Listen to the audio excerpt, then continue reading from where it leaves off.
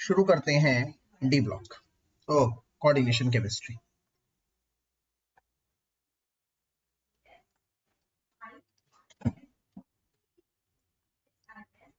Coordination chemistry.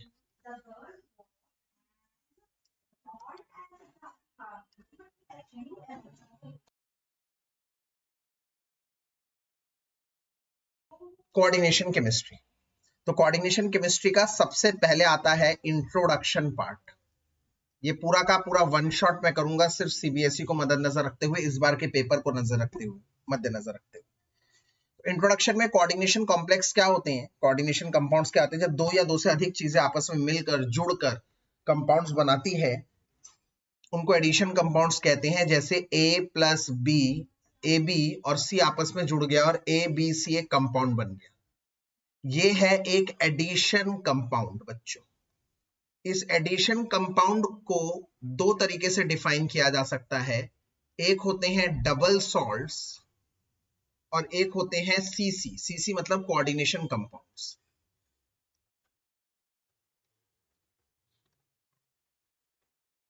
दो तरीके से डिफाइन किया जा सकता है।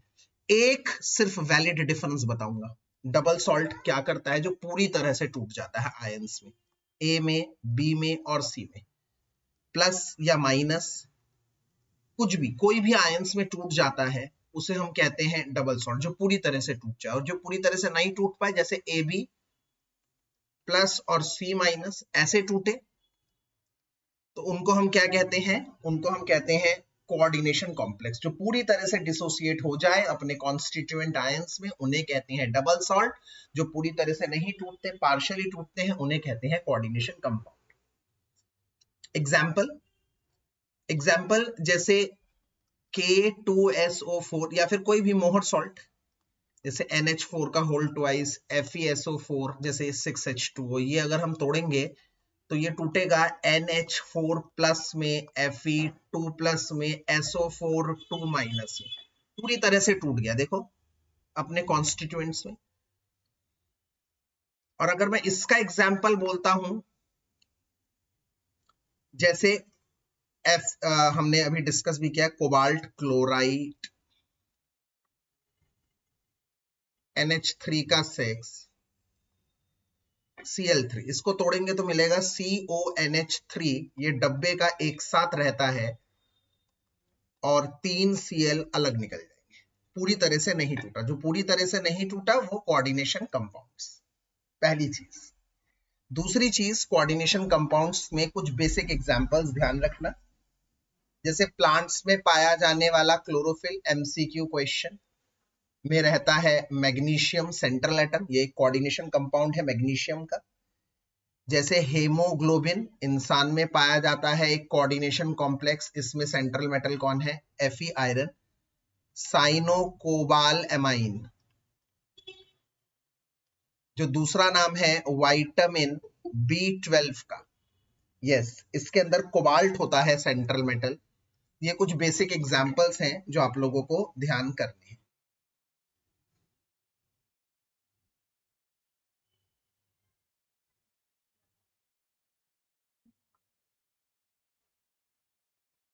ठीक है,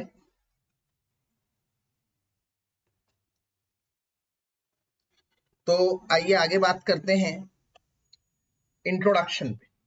इंट्रोडक्शन के लिए कोऑर्डिनेशन कंपाउंड्स, वर्नर की थियरी क्या कहती है, वर्नर की थियरी कहती है कि कोऑर्डिनेशन कंपाउंड में एक होता है सेंट्रल मेटल, एक होता है सेंट्रल मेटल, उसके साथ कुछ लिगेंड्स जुड़े होते हैं और कुछ काउंटर आयंस जुड़े होते हैं। मतलब दो तरह की वैलेंसी दिखाता है मेटल।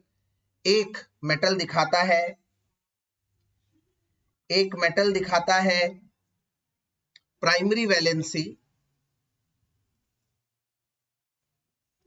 वैलेंसी, जो कौन सेटिस्फाई करते हैं, satisfied by counter ion. Counter ion satisfy करते हैं, जो हेल्ड इनडायरेक्टली, बाहर जुड़े होते हैं, डायरेक्टली नहीं जुड़े होते, held indirectly.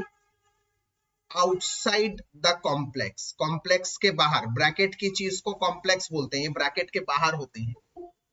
Outside the complex, ये कॉम्प्लेक्स के बाहर होते हैं,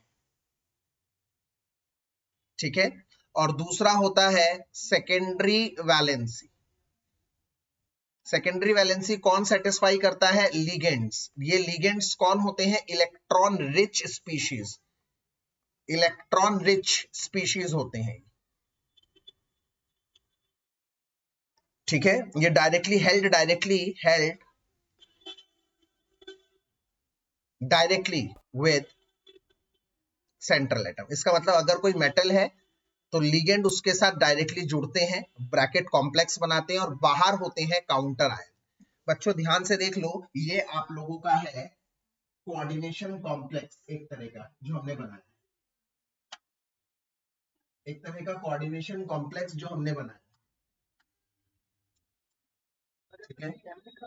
यस, एम मतलब है सेंट्रल मेटल, एम का मतलब है सेंट्रल मेटल, एम का मतलब है सेंट्रल मेटल, एल है लिगेंड, एम है यहां पर सेंट्रल मेटल, एल का मतलब है लिगेंड, एक्स का मतलब है number of ligands. Number of ligand को कोऑर्डिनेशन नंबर कहते हैं, भूलिएगा नहीं, इस बात को दोबारा नहीं दोहराया जाएगा। कोऑर्डिनेशन नंबर कहते हैं नंबर ऑफ लिगेंड्स को, कितने सिग्मा बॉन्ड से जुड़ा होता है सेंट्रल मेटल। ये है काउंटर आयन।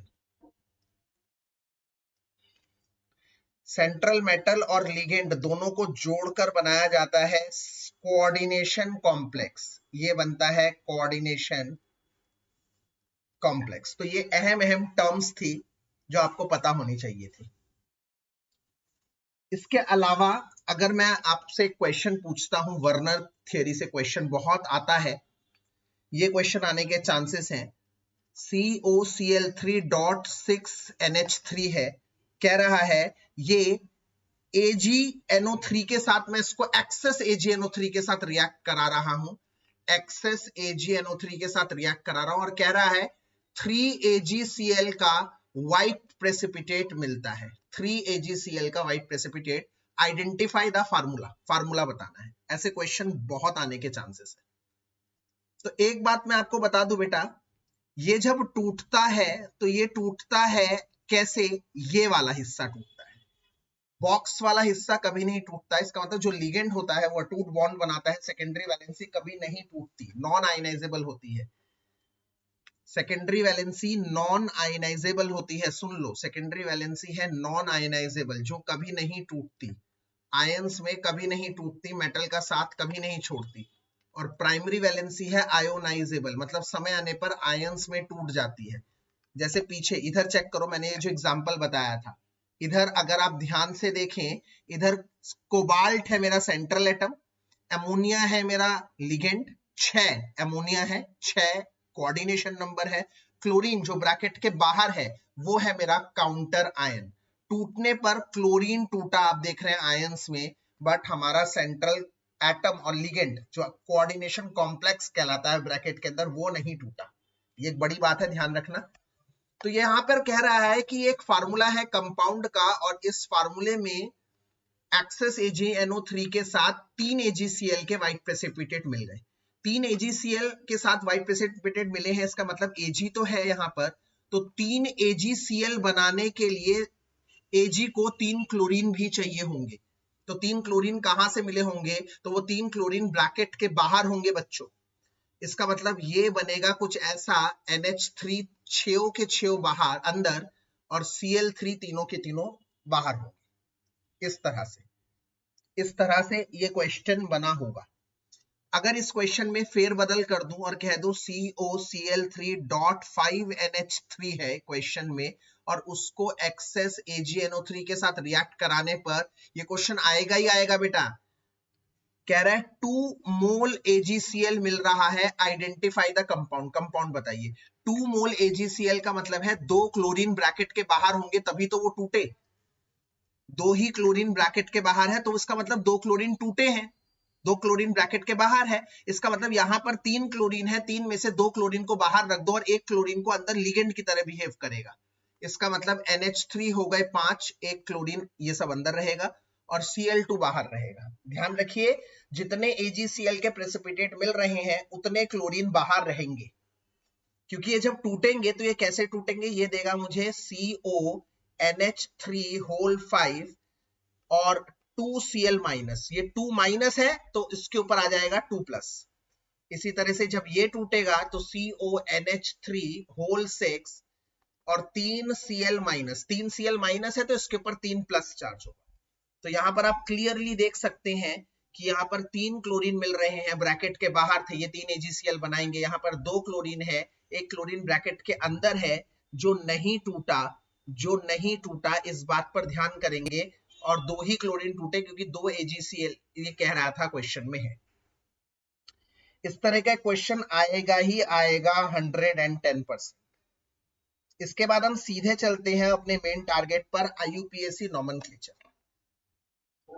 हाँ जी बेटा, हाँ टॉलेंस रिएजेंट कैसे टूटता है वो तो अलग बात है, वो तो ऑक्सीडाइजिंग एक्शन में, इसीलिए तो हम टॉलेंस को ऐसे दिखाते हैं बेटा, याद करो।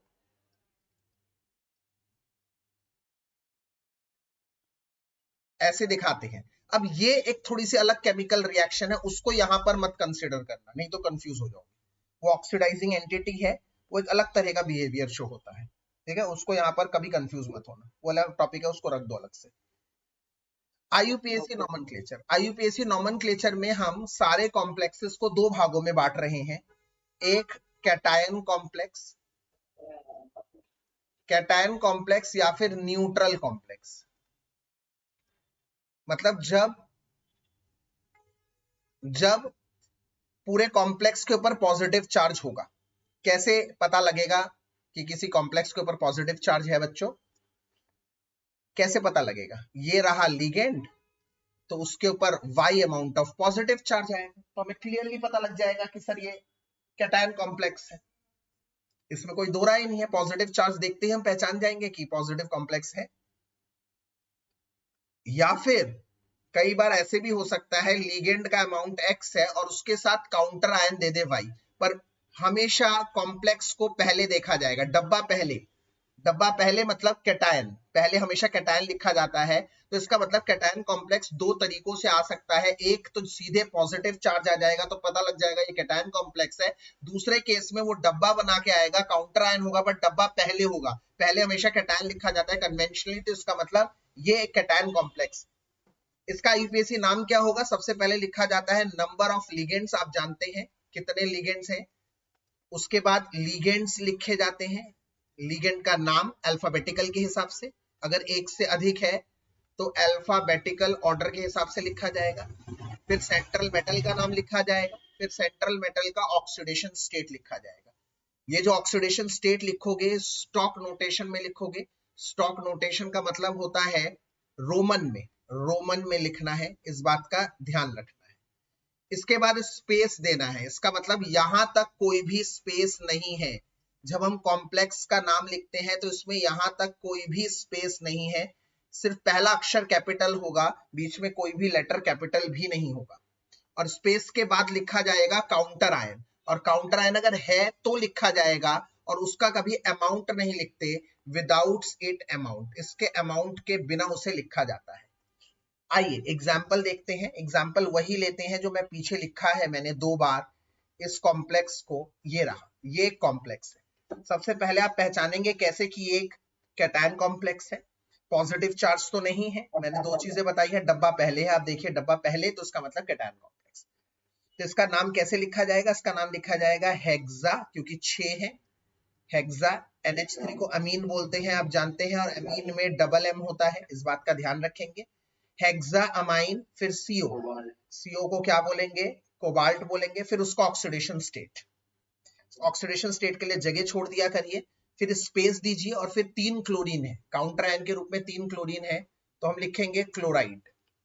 2 क्लोरीन होते तब भी क्लोराइड, 1 क्लोरीन होता तब भी क्लोराइड। यही बहुत इंपॉर्टेंट बात है, देख रखना है आपको, कभी उसके नंबर को उल्लेख नहीं करना, आपको उसके नंबर को कभी उल्लेख नहीं करना, नंबर को आपको सिग्निफिकेंट नहीं बनाना, नंबर नहीं लिखना, मेरे ख्याल से ये वाली बात समझ में आ गई। अब इसका ऑक्सीडेशन स्टेट कैसे निकालेंगे, यहाँ पर बहुत बड़ा कंफ्यूजन होता है बच्चों। मान लिया एक्स का ऑक्सीडेशन स्टेट NH3 का 0 होता है, क्लोरीन का माइनस होता है, तो इसका मतलब x प्लस 0 और 3 क्लोरीन है तो -3 इक्वल टू 0, तो x की वैल्यू 3 आएगी, तो 3 यहाँ पर ऐसे लिखा जाएगा। अब इसका थोड़ा सा मैं रिवर्स करना चाहूंगा, मतलब अगर मान लीजिए हमारे पास ये क्वेश्चन है और क्वेश्चन आ गया है हेक्साअमाइन कोबाल्ट 3 क्लोराइड बच्चों, और इसका फार्मूला बनाना है, मैं कैसे बनाऊंगा, बहुत इजी है। सबसे पहले हेक्साअमाइन, इसका एक फ्रेगमेंट है हेक्साअमाइन मतलब 6 NH3, तो मैं सबसे पहले NH3 6 बना दूंगा। सबसे पहला मेरा काम क्या होगा, NH3 को 6 बनाना। फिर कह रहा है कोबाल्ट, ठीक है कोबाल्ट बनाया, ब्रैकेट लगा दिया, क्योंकि यहां तक नाम खत्म हो गया, यहां तक कॉम्प्लेक्स का नाम खत्म हो गया। फिर बाहर है क्लोराइड, बाहर है Cl। अब मुझे नहीं पता क्लोराइड कितने हैं, क्योंकि यहां पर सिर्फ क्लोराइड लिखा है। हियर कम्स द स्टोरी, मैंने लेट कर लिया X क्लोराइड है, यहां पर कोबाल्ट का ऑक्सीडेशन स्टेट 3 दिया हुआ है, चेक करो 3 कोबाल्ट का ही ऑक्सीडेशन स्टेट। इसके बाद NH3 का 0 होता है, तो हम लोग क्या करेंगे, अपन करेंगे +3 + 0, और क्लोरीन का एक क्लोरीन का -1 होता है, तो X क्लोरीन का -3x होगा, सॉरी -x होगा, और इक्वल टू 0, तो यहां से x की वैल्यू 3 निकल रही है, तो देयरफॉर करके आप लोग ऐसे लिखेंगे, कोई शॉर्टकट नहीं मारेंगे। कई बच्चे क्या होते हैं, इस 3 को देखकर समझ जाते हैं 3 है क्लोरीन, ऐसा कोई बेहुदा शॉर्टकट नहीं मारेंगे, क्योंकि वो कई जगह काम नहीं करेगा। इस तरह से बच्चों कैटायन कॉम्प्लेक्स का नाम लिखा जाता है, इस तरह से कैटायन कॉम्प्लेक्स का नाम लिखा जाता है। इसके अलावा कोई ऐसा क्वेश्चन आ जाए, अगर मान लीजिए निकल CO4, कुछ ऐसा क्वेश्चन आ जाए, तो आप देखेंगे सर टोटल के ऊपर कोई चार्ज नहीं है। मैंने कहा गुड, तुमने कहा ना आगे कुछ है ना पीछे कुछ है, डब्बा इकलौता है और कोई चार्ज भी नहीं है, ऐसो को हम न्यूट्रल कॉम्प्लेक्स मानते हैं, न्यूट्रल कॉम्प्लेक्स। ये भी कैटायन कॉम्प्लेक्स के ही कैटेगरी में हम इनका नाम लिखते हैं। तो सबसे पहले हम लिखेंगे टेट्रा, क्योंकि 4 है, फिर कार्बोनाइल, CO को कार्बोनाइल बोला जाता है, किस लिगेंड को क्या बोला जाता है आपके बुकलेट में दिया गया है, देख लीजिए, टेट्रा कार्बोनाइल। फिर निकल, निकल के बाद ऑक्सीडेशन स्टेट, और स्पेस डालकर कुछ लिखने की जरूरत नहीं, क्योंकि कुछ है ही नहीं यहाँ पर। अब इसका ऑक्सीडेशन स्टेट कैसे निकलेगा, X कार्बोनाइल का 0 होता है और टोटल में भी कोई चार्ज नहीं है 0, इसका मतलब X + 0 = 0, तो यहाँ पर चार्ज 0 है। जी हाँ, 0 चार्ज हो सकता है, 0 वैलेंट कंपाउंड बनाते हैं डी ब्लॉक एलिमेंट, कोई आपको हैरान करने वाली बात नहीं होनी चाहिए। इसके बाद हम लोग दूसरे पड़ाव पर चलते हैं। दूसरे पड़ाव पर मतलब अगर कुछ ऐसा नाम आ जाता है CO, Cl2, En2 और टोटल पे प्लस, ध्यान से देखिए ये भी कैटायन कॉम्प्लेक्स माना जाएगा। क्यों, क्योंकि इसके ऊपर है पॉजिटिव चार्ज। अब यहां पर आपको एक चीज समझनी पड़ेगी, सबसे पहले 2 लिगेंड है और 2 लिगेंड में यहां पर डाई है क्लोरो, हमें डाई ट्राई का DT कभी नहीं देखना पड़ता, हमें हमेशा लिगेंड का पहला अक्षर देखना पड़ता है। यहां पर क्लोरो का C आएगा, और यहां पर 2 में आप जानते हैं En के केस में बिस लगता है, बिस आप जानते हैं, En के केस में इथेन 1,2 डायमीन होता है,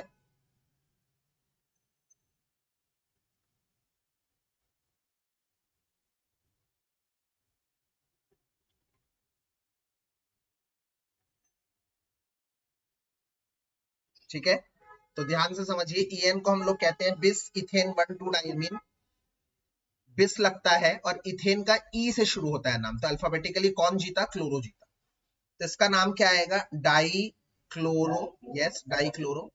फिर बिस, मैं बार बार कह रहा हूं डी से पहले बी आता है, बट हमें ये नहीं देखना, हमें अल्फाबेटिकल ऑर्डर देखना है लिगेंड का, C, और ये ई है, इथेन से शुरू होता है E से, तो इसलिए ध्यान रखना इन सब छोटी छोटी बातों का, डाई क्लोरो। और दूसरी बात एक ट्रिक बता रहा हूं, ये हमेशा अरेंजमेंट के हिसाब से ही लगे होंगे, मतलब पहले इसी को लिखोगे फिर इसको लिखोगे, अगर कोई होगा तो वो तीसरे नंबर पर है तो तीसरे नंबर पर ही लिखा जाएगा, ये हमेशा अरेंजमेंट में ही होते हैं, ये सबसे बड़ी ट्रिक है। ये लिगेंड्स हमेशा अरेंजमेंट में ही होते हैं, इसलिए पहले ये लिखा जाएगा फिर ये, और तीसरा होता तो उसके बाद वो होता। कभी उल्टे पुल्टे नहीं लिखे जाते, ये ऑर्डर में ही होते हैं, हमेशा ऑर्डर में ही होते हैं। बिस के बाद इथेन 1 2 डाइअमाइन, यस। उसके बाद कोबाल्ट सेंट्रल मेटल और उसका ऑक्सीडेशन स्टेट। कैसे निकलेगा ऑक्सीडेशन स्टेट? नहीं, बिल्कुल नहीं होगा, अमीनो नहीं होगा। इथेन 1 2 डाइअमीन होता है, ध्यान रखिए, न्यूट्रल लिगेंड है, उनके पीछे ओ नहीं लगता। इसके अलावा इधर X है, इधर क्लोरीन का -1 होता है, 2 क्लोरीन है तो -2 होगा। En का चार्ज 0 होता है, 0 इक्वल टू +1, ये इक्वल टू में चार्ज ये वाला आएगा अगर है तो यहां से क्या आ रहा है? 3 आ रहा है चार्ज, यस, तो इसका चार्ज आ गया 3, ये नाम आ गया डाइक्लोरो बिस इथेन 1 2 डाइअमीन कोबाल्ट 3। इस बात को ध्यान कर लेंगे, गांठ बांध लेंगे। यहां पर अगर यस ब्रैकेट लगाना जरूरी है, यहां अगर इसका उल्टा आ जाता, ये नाम दे देता, तो फिर मैं क्या करता? सबसे पहले डाइक्लोरो है तो Cl2 लगाता, फिर बिस इथेन 1 2 डाइअमीन है, मैं जानता हूं इथेन 1 2 डाइअमीन को ऐसे लिखा जाता है। फिर कोबाल्ट है तो कोबाल्ट सबसे पहले लिखा जाएगा क्योंकि वो सेंट्रल मेटल होगा, और उसके ऊपर कितना चार्ज आएगा ये नहीं पता मुझे, तो मैंने अज्यूम कर लिया इसके ऊपर टोटल चार्ज है X। तो अब कोबाल्ट का चार्ज कितना पता है? यही तो है कोबाल्ट का चार्ज 3, यस। तो इसके पास आ जाएगा 3, इधर आ जाएगा -1, इधर 0, तो इधर आ जाएगा +3 -2 +0 इक्वल टू X, तो X is equals to 1। Therefore करके आप हमेशा इसको ऐसे करेंगे, इसको ऐसे करेंगे और ऊपर लगा देंगे एक +1 चार्ज। फिर प्लस हो या +1 हो, एक ही बात होती है। अब आते हैं anion, yes, anion complex. Ion आएगा, अगर आयन है तो आयन आएगा, स्पेस छोड़कर आएगा, प्लस है माइनस है तो स्पेस छोड़कर आयन लिखा करो। अभी बता रहे हैं बेटा, एनायन कॉम्प्लेक्स आ गए आप लोगों के। एनायन कॉम्प्लेक्स कब होगा? जब मेटल के साथ लिगेंड होगा और X होगा और उसके ऊपर Y amount of negative charge होगा, Y के ऊपर नेगेटिव चार्ज होगा।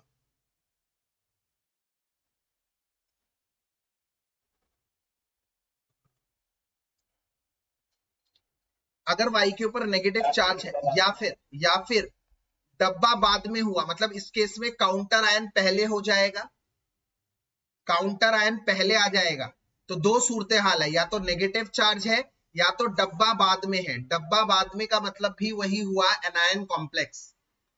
एनायन कॉम्प्लेक्स, तो इस केस में क्या होता है, अगर सबसे पहले काउंटर आयन है तो पहले काउंटर आयन का नाम लिखो, यहां पर काउंटर आयन कैटायन होगा, काउंटर आयन का नाम लिखो, पर याद रखना ये विदाउट इट्स अमाउंट लिखा जाएगा, इसका अमाउंट यहां पर नहीं लिखा जाता।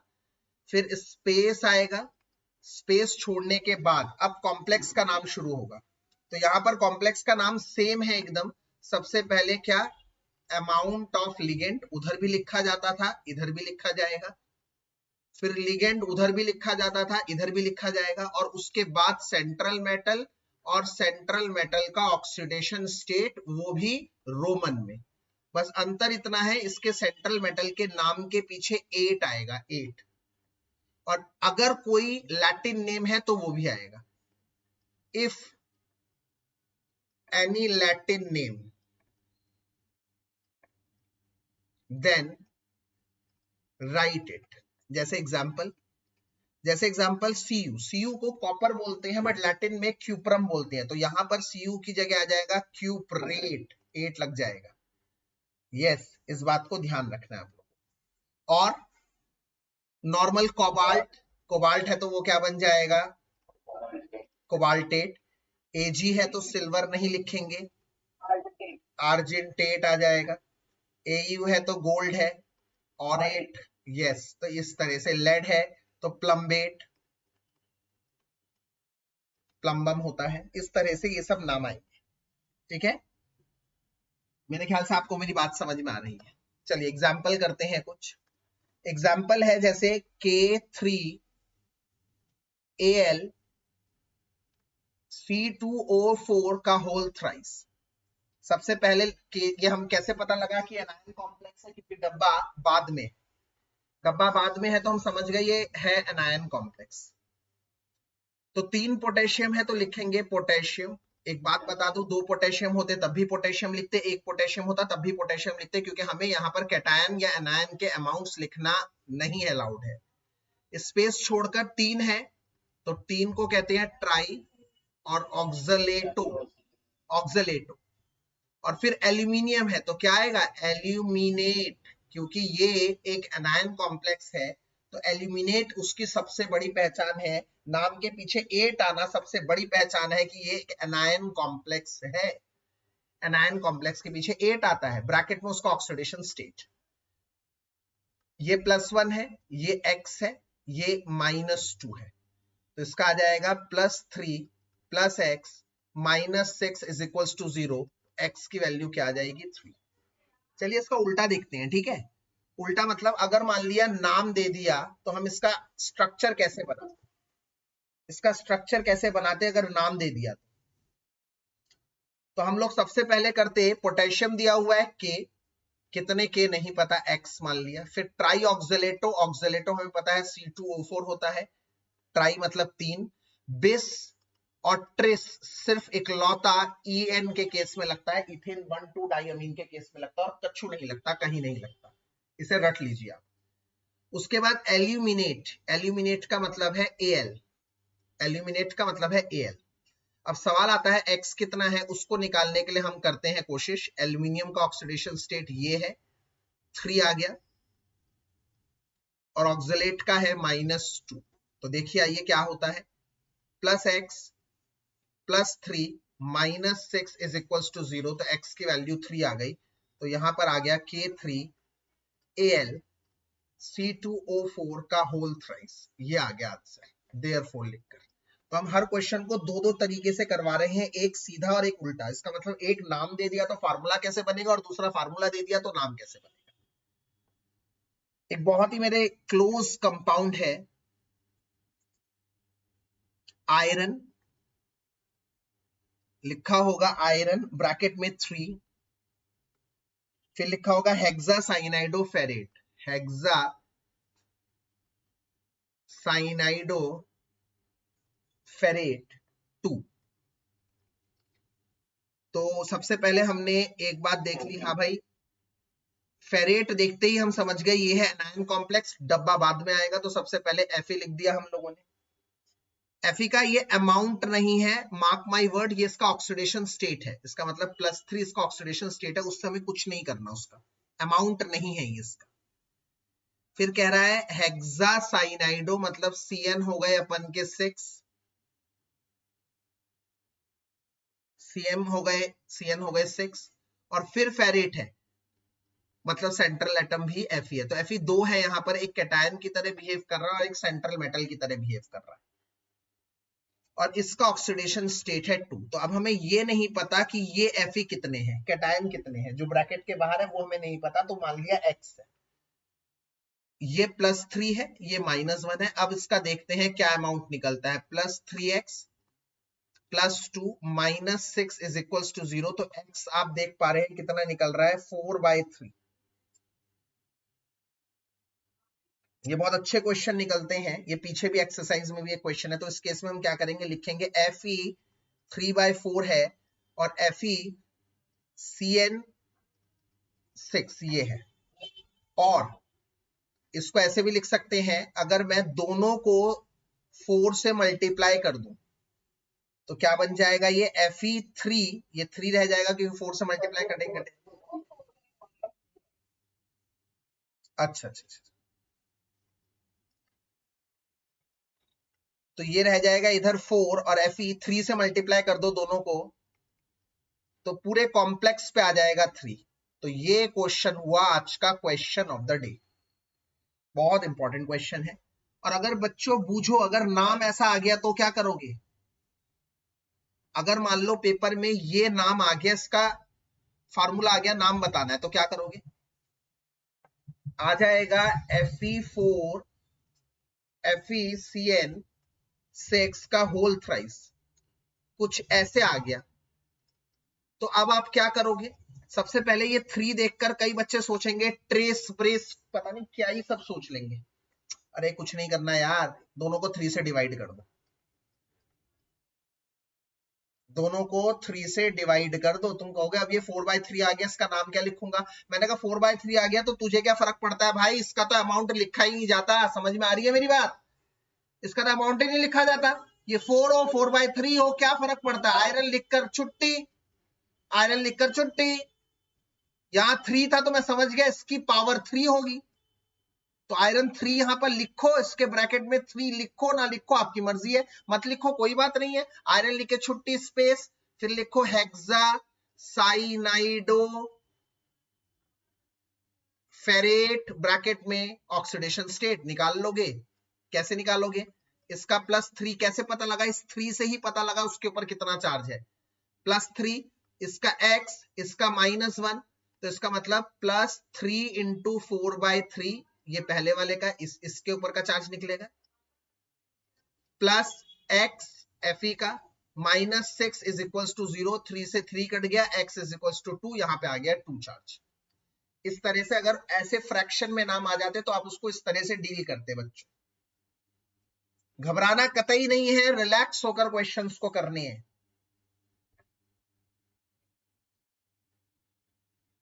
कल को ऐसा क्वेश्चन आ जाए कि एमाइन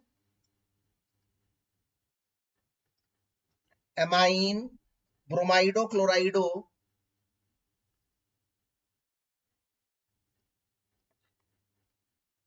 नाइट्राइटो, कोई ब्रोमो क्लोरो नहीं लिखेगा, साइनो नहीं लिखेगा। मैंने बता दिया आप लोगों को ब्रोमाइडो क्लोराइडो साइनाइडो लिखने हैं।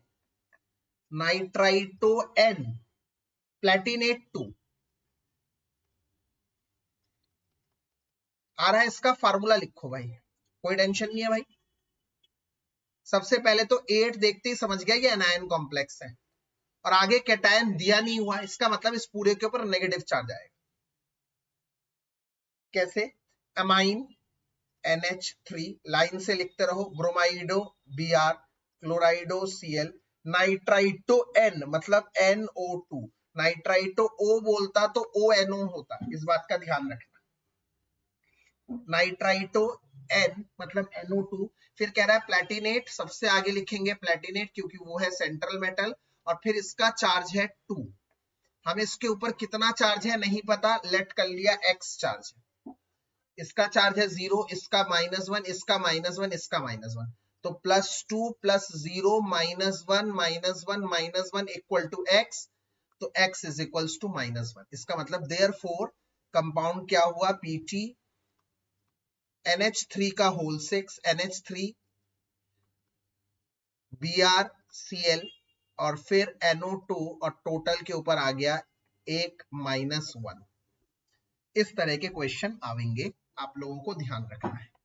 इसके अलावा मैं यहाँ पर एक और चीज बताना चाहूंगा, क्या कि सेंट्रल मेटल है मान लो M, जैसे कोई भी सेंट्रल एटम है, Fe है मान लो, Fe के इधर 2 क्लोरीन जुड़े हुए हैं और इधर जुड़ा हुआ है En, तो आपको पता होना चाहिए En एक बाइडेंटेड लिगेंड है। बाइडेंटेड लिगेंड क्या होते हैं बेटा? मोनोडेंटेड मतलब जो एक ऑफरिंग साइट से जुड़े होते हैं, एक जगह से जुड़े होते हैं।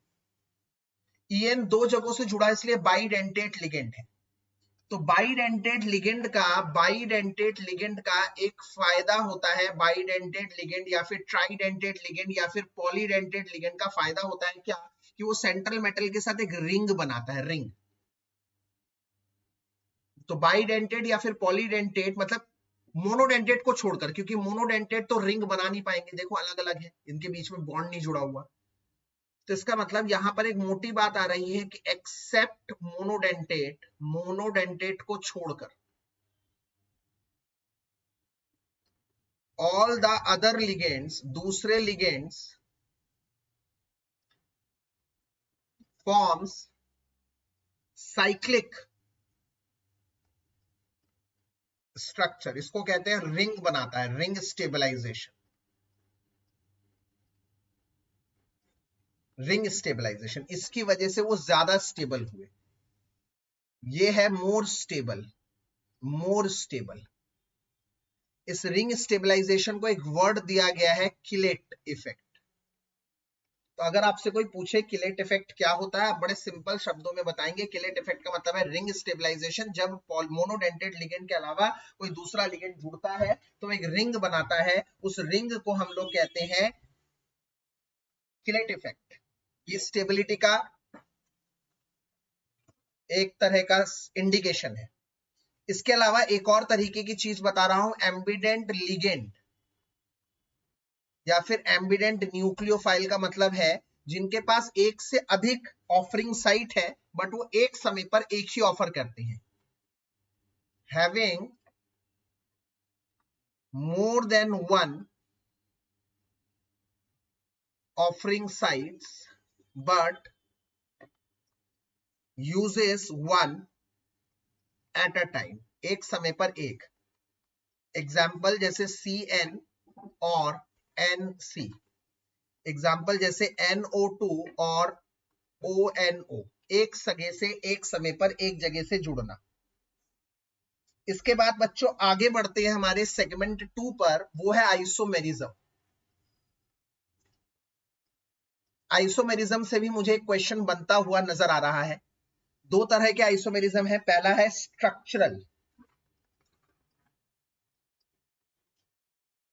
स्ट्रक्चरल आइसोमेरिज्म को देखिए ध्यान से, एक सेकंड बेटा होल्ड करिए।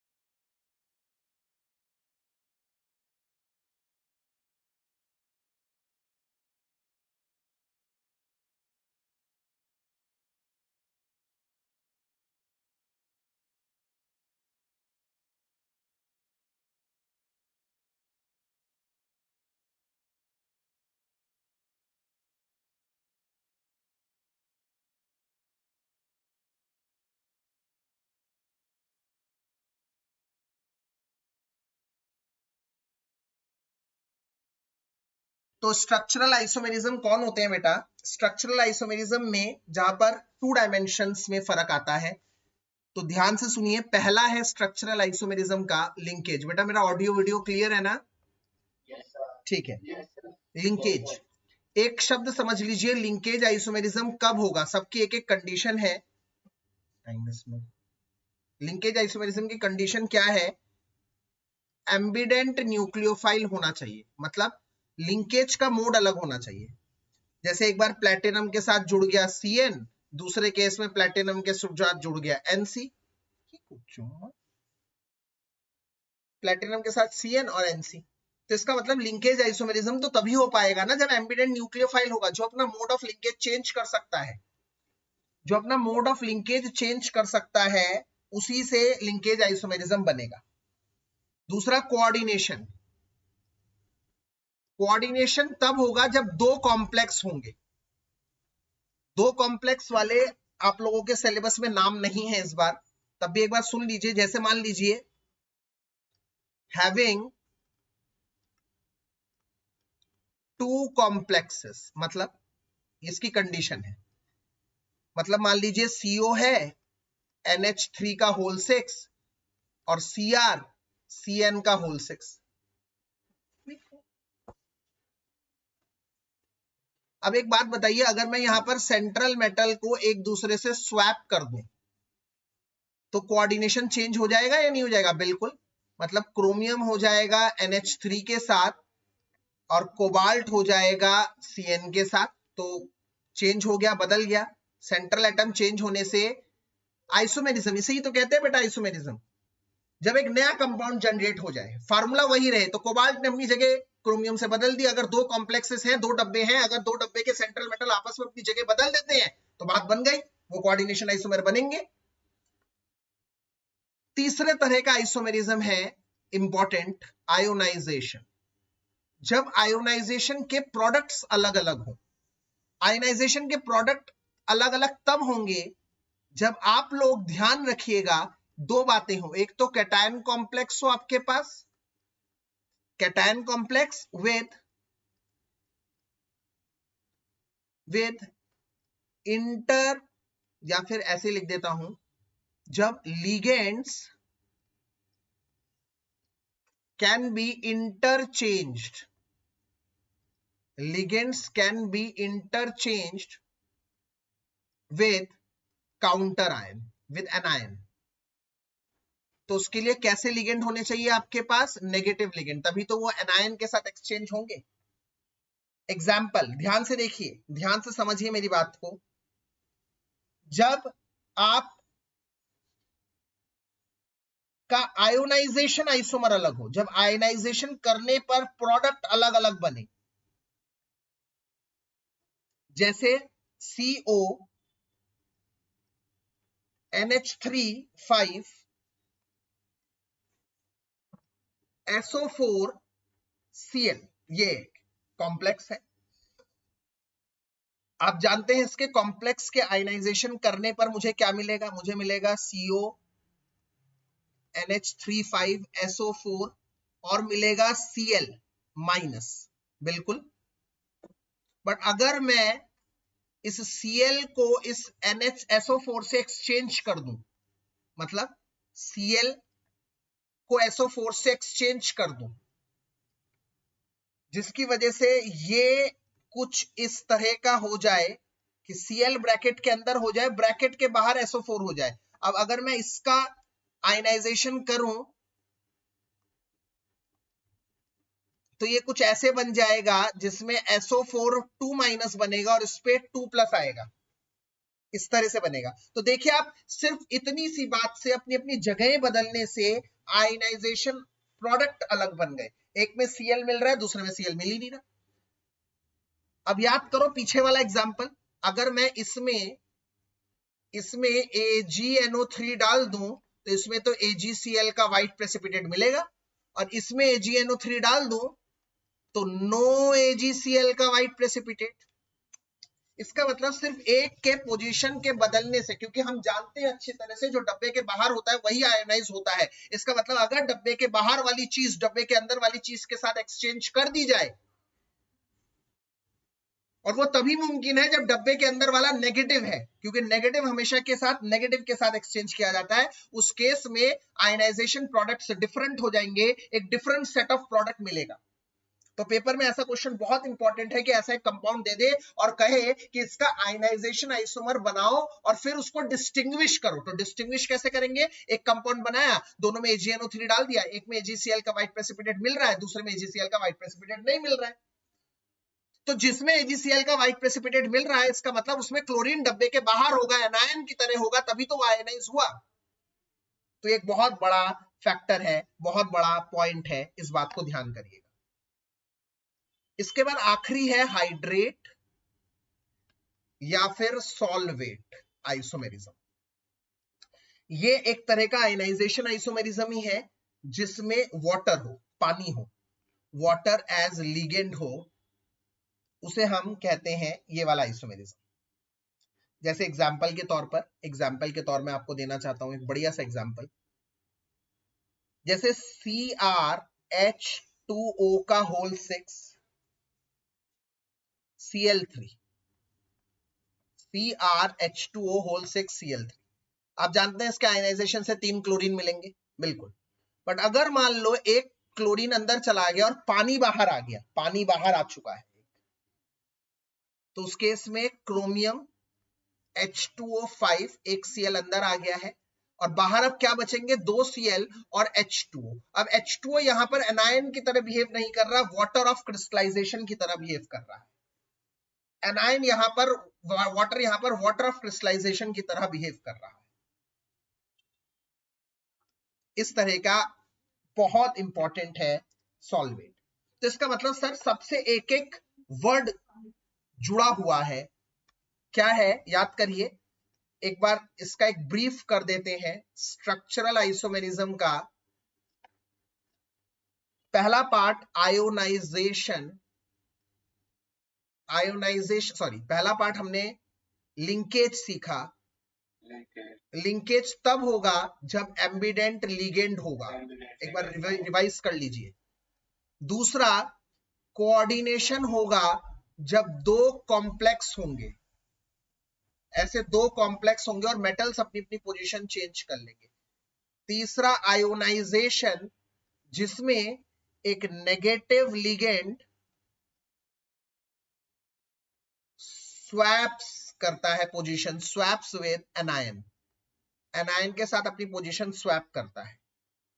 और चौथा सॉल्वेट या फिर हाइड्रेट, जिसमें वाटर प्रेजेंट हो, तो पानी अंदर रहेगा तो लिगेंड होगा, बाहर होगा तो वो एनायन की तरह नहीं बिहेव करेगा, वो वाटर ऑफ क्रिस्टलाइजेशन की तरह बिहेव करेगा। आइए एक कंपाउंड बनाते हैं। जैसे क्वेश्चन आ गया कि कोई भी question, Pt NH3H2O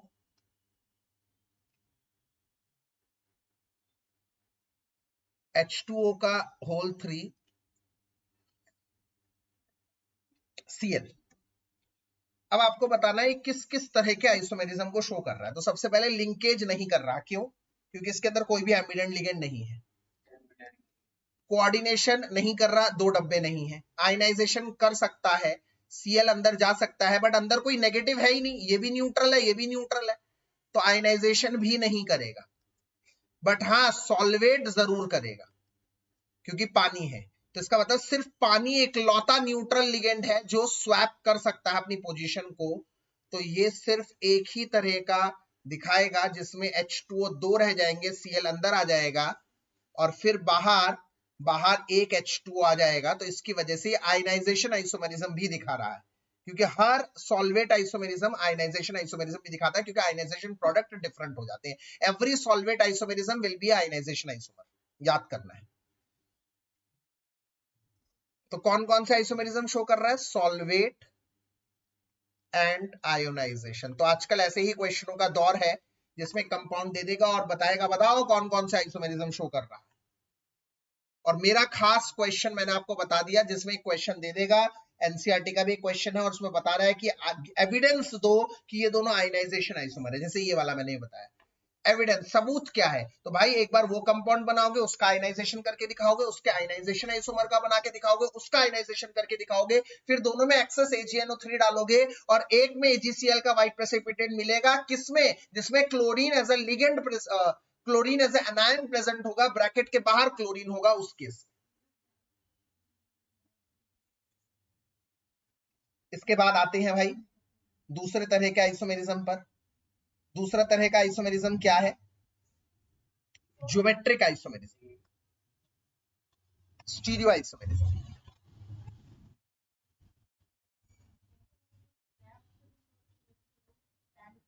stereo isomerism होता है ज्योमेट्रिक और ऑप्टिकल। यस, ऑप्टिकल तो बहुत आसान है, ऑप्टिकल बता के खत्म कर देता हूं। जब डिफरेंट मिरर इमेज आए, डिफरेंट मिरर इमेज आए, एग्जाम्पल के तौर पर जैसे मान लो कोबाल्ट En का होल 3, तो आप कैसे बनाएंगे? इसमें इसका कोऑर्डिनेशन नंबर कितना? अगर मैं आपसे पूछूं कोबाल्ट का कोऑर्डिनेशन नंबर कितना, कई बच्चे बताएंगे 3, गलत जवाब। क्यों? क्योंकि En एक मोनोडेंटेड लिगेंड नहीं है, En एक बाइडेंटेड लिगेंड है। इसका मतलब एक En 2 जगहों से जुड़ा है, इसका मतलब 3 En 6 जगहों से जुड़े होंगे। तो इसका कोऑर्डिनेशन नंबर 6 है, और कोऑर्डिनेशन नंबर 6 होता है तो ऑक्टाहेड्रल ज्योमेट्री बनती है। अब 3 En है, एक En इधर लग गया, हमेशा En 2 जनों के साथ जुड़ता है, एक En इधर और एक En इधर, इस तरह से बन।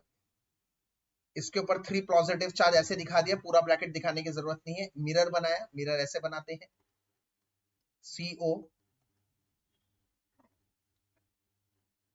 इस तरह से, ये इधर En है तो इसका इमेज इधर की तरफ बन जाएगा, उधर En है तो En उधर बन जाएगा, इधर En है तो En इधर बन जाएगा, और फिर पूरे के ऊपर 3 पॉजिटिव चार्ज आएगा। ठीक है, तो ऑप्टिकल आइसोमेरिज्म बन गया। तो optical isomerism is very easy to make. अगर उसका ऑब्जेक्ट बनाओ, उसका डिफरेंट मिरर इमेज बन रहा है तो ऑप्टिकल एक्टिव है। अब आपको कोई कहे COCl6 ऐसा कुछ है, तो आप ऐसे बनाएंगे 6 जगह अगर क्लोरीन क्लोरीन क्लोरीन क्लोरीन बनाएंगे तो ये थोड़ी ऑप्टिकली एक्टिव है, ये तो ऑप्टिकली इनएक्टिव है, क्योंकि इसका मिरर इमेज भी बिल्कुल सेम बनेगा, सुपर इंपोज हो रहा है, कोई डिफरेंस है ही नहीं। जब सुपर इंपोज हो रहा है, कोई डिफरेंस है ही नहीं, तो इसका मतलब ये ऑप्टिकली इनएक्टिव हुआ। तो ऑप्टिकली एक्टिविटी तभी होगी जब अब वो कंपाउंड बनेगा और उसका मिरर इमेज नॉन सुपर इंपोजेबल होगा, उसी केस में ये ऑप्टिकल आइसोमेरिज्म शो हो सकता है। अब बात करते हैं थोड़ा ज्योमेट्रिकल आइसोमेरिज्म की तरफ। तो ज्योमेट्रिकल आइसोमेरिज्म दरअसल कोऑर्डिनेशन नंबर 4 और कोऑर्डिनेशन नंबर 6 में बनाए जाते हैं। याद कर लीजिए, कोऑर्डिनेशन नंबर 4 में sp3 होता है जिसका स्ट्रक्चर टेट्राहेड्रल होता है, और यहां पर coordination no geometric isomerism, no geometric isomerism. क्यों? क्योंकि यहां पर एंगल 109 डिग्री 28 मिनट होता है, और ज्योमेट्रिक आइसोमेरिज्म सिस ट्रांस का मतलब है जब दो सिमिलर ग्रुप आपस में 90 डिग्री में रहते हैं उसे सिस, और दो सिमिलर ग्रुप आपस में 180 डिग्री पर रहते हैं उसे ट्रांस। तो एंगल शुड बी 90 डिग्री और 180 डिग्री।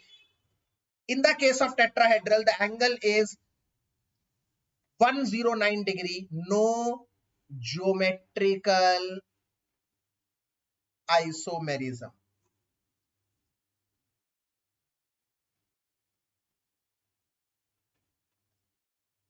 दूसरा DSP2 है। DSP2 क्या होता है? स्क्वायर प्लानर होता है। यहां पर बन सकता है, पर सिर्फ तभी बन सकता है, ध्यान रखना, तभी बन सकता है कब? जैसे PtCl दो ऐसे आ गए, दो NH3 ऐसे आ गए, ये एक बन गया। तो यहां पर दो क्लोरीन के बीच में 90 डिग्री का एंगल है, ये सिस है। और अगर Pt दो क्लोरीन के बीच में 180 डिग्री का एंगल होता, दो NH3 के बीच में 180 डिग्री का एंगल होता, तो ये बनता ट्रांस। इस बात को ध्यान कर लीजिए। अभी कोऑर्डिनेशन नंबर 6 को नहीं छुआ मैंने कोऑर्डिनेशन नंबर 4 को डिस्क्राइब किया है। दोबारा बता रहा हूं, ध्यान रखना। ये PtCl2NH3 का होल ट्वाइस था तो बन रहा है यहां पर, बट अगर मैं इसको Pt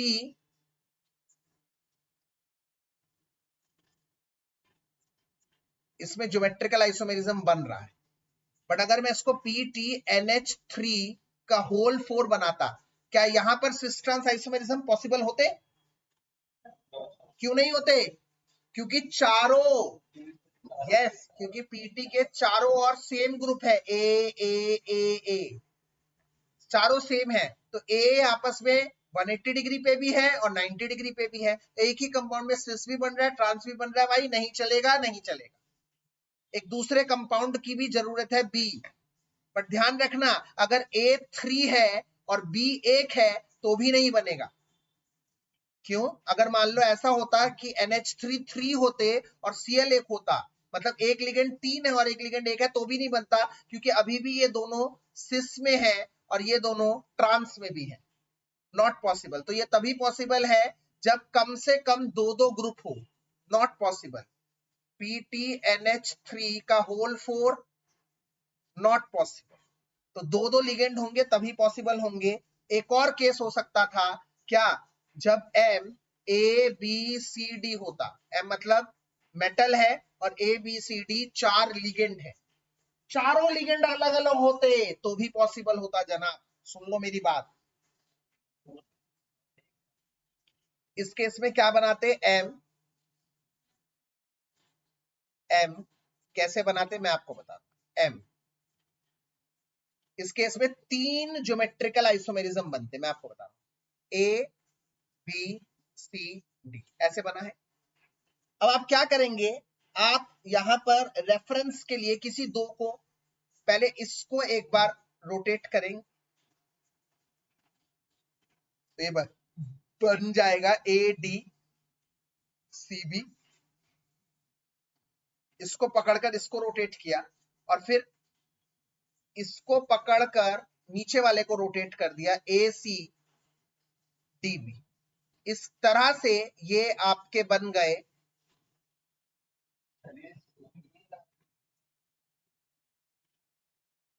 अरे मैंने रोटेट ही नहीं करा, सॉरी। एक बार इसे पकड़कर ये रोटेट करना है, एक बार इसे पकड़कर ये रोटेट करना है। इससे बन गए आप लोगों के 3 आइसोमेरिज्म, 2 सिस 1 ट्रांस। एक बार ऐसा रोटेट करना है, एक बार ऐसा, जैसे मैट्रिक्स में मल्टीप्लाई करते हैं, एक बार रो को, एक बार कॉलम को, एक बार रो को घुमा दो, एक बार कॉलम को घुमा दो, एक बार वर्टिकल लेगेंड्स को घुमा दो, एक बार हॉरिजॉन्टल कॉलम्स को घुमा दो। अब कोऑर्डिनेशन नंबर 6 पे आ जाते हैं। ये रहा, अगर आपके पास 4 लिगेंड हैं, अलग अलग हैं, तो एक बार आप इसको रोटेट करिए। देखिए मैंने इसको रोटेट किया है, BC इधर है और इधर BC को देखिए उल्टा हो गया है। फिर एक बार इसको पकड़ा है, नीचे वाले को रोटेट कर दिया, नीचे वाले को रोटेट किया है, नीचे वाले की पोजीशन देखो अगले वाले में चेंज हो गई, BD। तो एक बार इसको पकड़, इसको रोटेट करना है, एक बार इसको रोटेट करना है। 2 सिस 1 ट्रांस, टोटल 3 ज्योमेट्रिकल आइसोमर्स बन जाते हैं इस केस में। याद कर लेना है, बहुत इंपॉर्टेंट है ये। अब कोऑर्डिनेशन नंबर 6 में अगर कुछ आता है सर क्या करें, बताइए जरा, इस पे रोशनी डालिए। मान लीजिए कोऑर्डिनेशन नंबर 6 ऐसे होता है, यस। अगर 2 लिगेंड है, मान लीजिए इधर A है, इधर A है, बाकी सब B B B B। इस केस में इसको क्या कहते हैं हम लोग?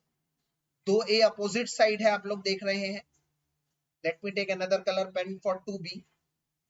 ये देखिए, ये 2A अपोजिट साइड है, इसे हम कहते हैं ट्रांस।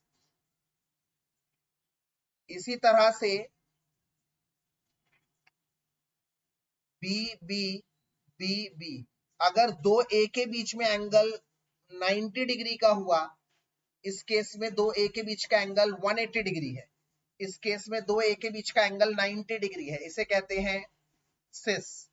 हमें B के रिस्पेक्ट में नहीं देखना, तुम मत सोचना सर B के रिस्पेक्ट में इधर 90 भी है और इधर 180 भी है, एक ही में सिस बन रहा है, एक ही ट्रांस बन रहा है। आपने मना किया था, अरे यार A के रिस्पेक्ट से तो बन रहा है ना, एक के रिस्पेक्ट से तो बन रहा है ना, सिस ट्रांस बना दो, चलेगा।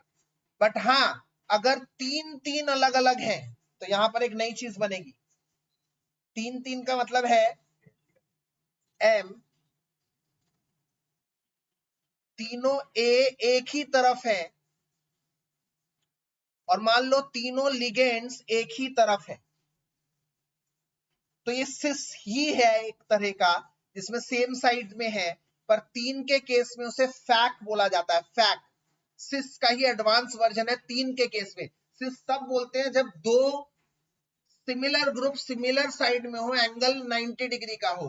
बट अगर वो 3 में चला गया, 3 सिमिलर साइड में है, it will be no longer considered as cis, it will be named as fac, उसे फैक कहेंगे, उसे फैक कहेंगे। और अगर ए बी ऐसे हुए, ए ए ए, 3 A ऐसे हैं और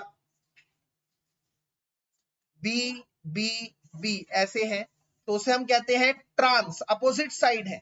देखो एक पेयर को देख लो, बस एक पेयर अपोजिट साइड है, एक पेयर अपोजिट साइड है, एक तो रहेगा ही, उसको छोड़ दो। एक पेयर तो साइड सेम साइड है, एक पेयर अपोजिट साइड है। इसका ट्रांस का ये वर्जन है, इसे हम लोग मर कहते हैं, फेशियल और मेरीडोनल,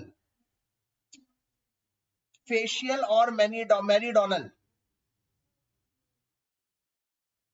एनसीईआरटी में क्वेश्चन भी है बेटा कि क्यों नहीं tetrahedral complexes cis trans geometrical isomerism दिखा पाते, नो ज्योमेट्रिकल आइसोमेरिज्म, क्योंकि एंगल 109 डिग्री का है। आप ये भी लिख सकते हैं, अगर मैं एनसीईआरटी लैंग्वेज के हिसाब से जाऊं, the relative positions of ligands are same, the relative positions of ligands are same. मतलब समझा देता हूं, चिंता मत करो किसी भी तरह की। मतलब अगर मैं टेट्राहेड्रल की बात करता हूं तो टेट्राहेड्रल में इन दोनों के बीच में 109 डिग्री 28 मिनट है, इन दोनों के बीच में भी 109 डिग्री 28 मिनट है, इन दोनों के बीच में भी और इन दोनों के बीच में भी, सबके बीच के एंगल सेम है, सबके बीच के। जबकि अगर मैं इसमें बात करूं तो इनके बीच के एंगल 90 डिग्री है, इन दोनों के बीच के एंगल 180 डिग्री है, तो एंगल्स आर डिफरेंट। तो टेट्राहेड्रल में ये क्वेश्चन बहुत इंपॉर्टेंट है कल के एग्जाम में, परसों के एग्जाम में आने के लिए, कि टेट्राहेड्रल में कोई सिस ट्रांस ज्योमेट्रिकल आइसोमेरिज्म नहीं होता। क्यों? क्योंकि यहां पर सबके बीच के एंगल 109 डिग्री 28 मिनट होते हैं, सारे लिगेंड एक दूसरे से रिलेटिवली सिमेट्रिकल है, एक जैसे हैं। चलिए अब अगले टॉपिक पर आते हैं। आइसोमेरिज्म वाला दूसरा टॉपिक फिनिश हो गया है, अब आते हैं वीबीटी पर। हाँ जी बेटा बताइए।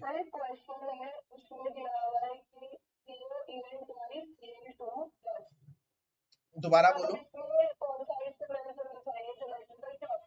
CO Cl twice En twice, ये कह रहे हो ना? ठीक है, अब देखो ध्यान से, पहले आप मुझे बताइए इसमें कोऑर्डिनेशन नंबर कितना है सेंट्रल एटम का, जल्दी से बता दीजिए।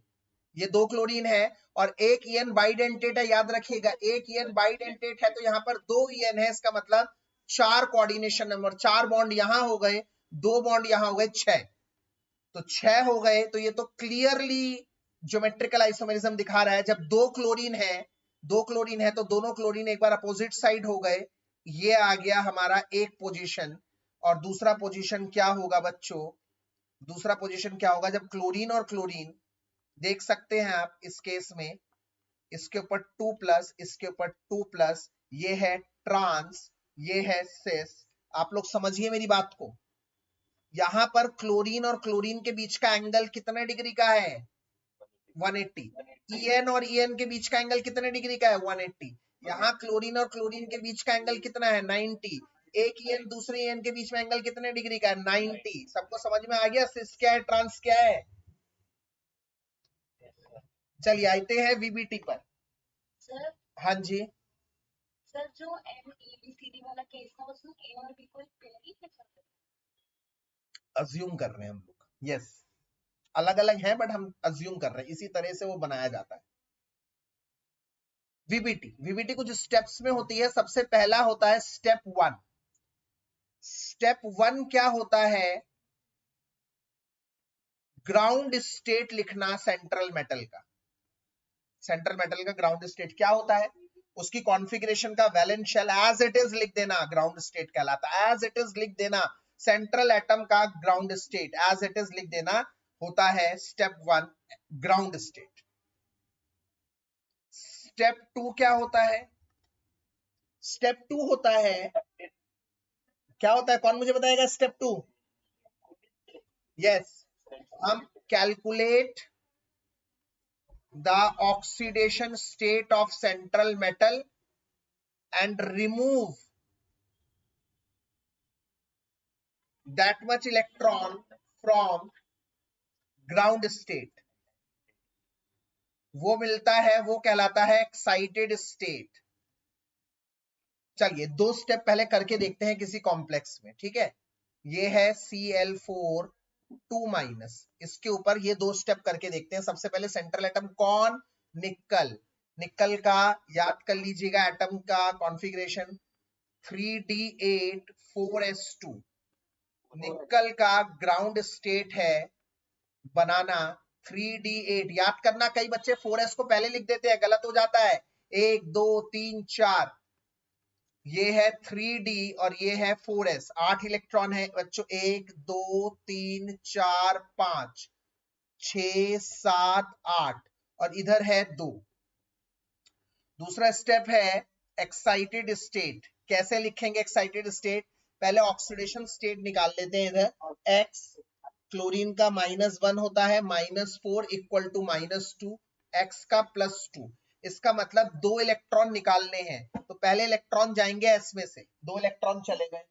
मान लो अगर इसका ऑक्सीडेशन स्टेट आता +3, बच्चों उस केस में क्या करते, 2 इलेक्ट्रॉन ये भेजते और 1 इलेक्ट्रॉन जाता इसमें से, पर 1 इलेक्ट्रॉन इसमें से किसके जाता, जो सबसे आखिरी में भरा है।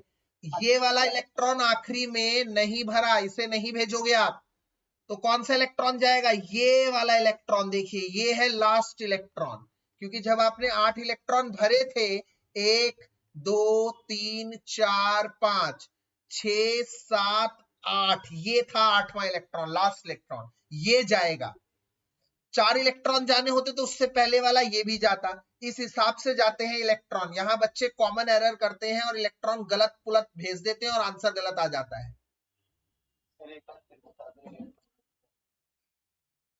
बेटा 1 2 3 4, तुमने 8 इलेक्ट्रॉन भरे हैं, 3 4 5 6 7 8, ये एस में 2 है।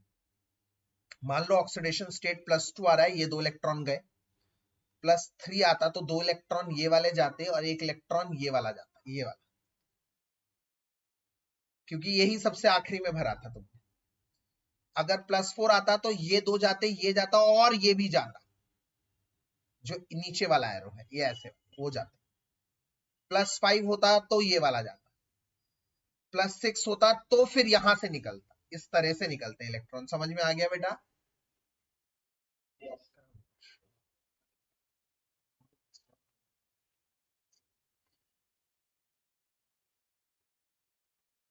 एक दो तीन चार, इधर सिर्फ एस से इलेक्ट्रॉन निकलेंगे और नहीं निकलेंगे। ये 2 स्टेप मैंने बताए थे आप लोगों को, मैंने 2 स्टेप करके भी दिखा दिया। इसके बाद क्या करना है सर? इसके बाद यस, चेक करना है ligand. Check ligand if CN है या फिर CO है।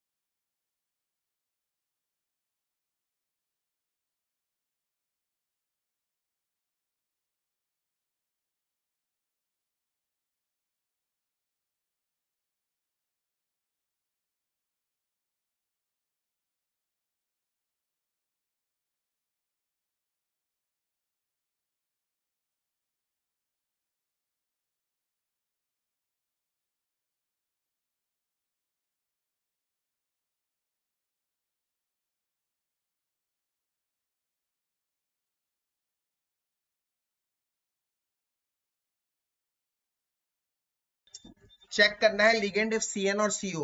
अगर CN और CO है, ये कंसिडर करे जाते हैं strong ligand and force pairing will takes place. Force pairing होगी।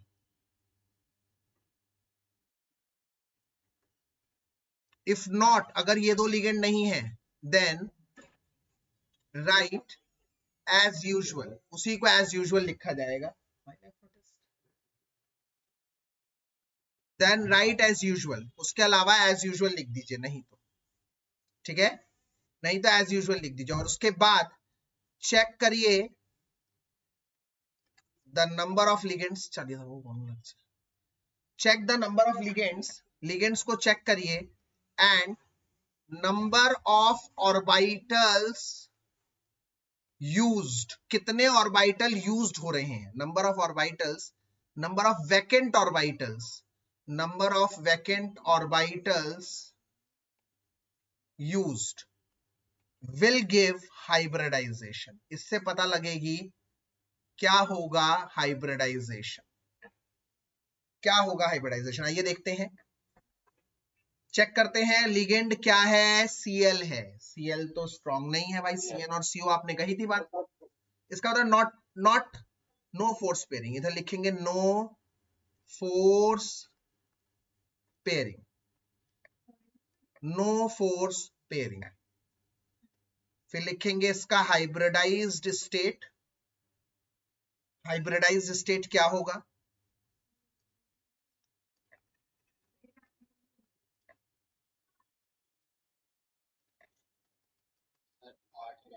ये एज इट इज आ जाएंगे, पहले तो एज इट इज है 3D, 4s है, उसके बाद 4p। अब नंबर ऑफ लिगेंड्स चेक करिए, कितने लिगेंड हैं? चार। चार। हर लिगेंड एक जोड़ा इलेक्ट्रॉन का देता है। एक क्लोरीन, दो क्लोरीन, तीन क्लोरीन, चार क्लोरीन, ये चार वैकेंट ऑर्बिटल यूज हुए। ये चार लिगेंड यूज हो रहे हैं। इन चारों लिगेंड का अगर मैं जोड़ दूं तो इसका हाइब्रिडाइजेशन आ रहा है sp3 हाइब्रिडाइजेशन। sp3 हाइब्रिडाइजेशन, उससे हाइब्रिडाइजेशन पता लग जाती है। sp3 है तो टेट्राहेड्रल होगा, dsp है तो स्क्वायर, यस स्क्वायर प्लानर होगा, sp3d2 है या फिर d2sp3 है तो ऑक्टाहेड्रल होगा। एक बात याद रखिए, ऑक्टाहेड्रल का ही स्क्वायर बाय पिरामिडल कहते हैं। ये दोनों एक ही बात है, ये दोनों एक ही बात है। उसके अलावा if the electrons of central metal are paired, अगर वो पेयर्ड हैं तो वो कहलाता है डायमैग्नेटिक, एंड अनपेयर्ड अगर है तो वो कहलाएगा पैरामैग्नेटिक। इसके अलावा if more than one electron अगर अनपेयर्ड है तो ही हाई स्पिन होगा।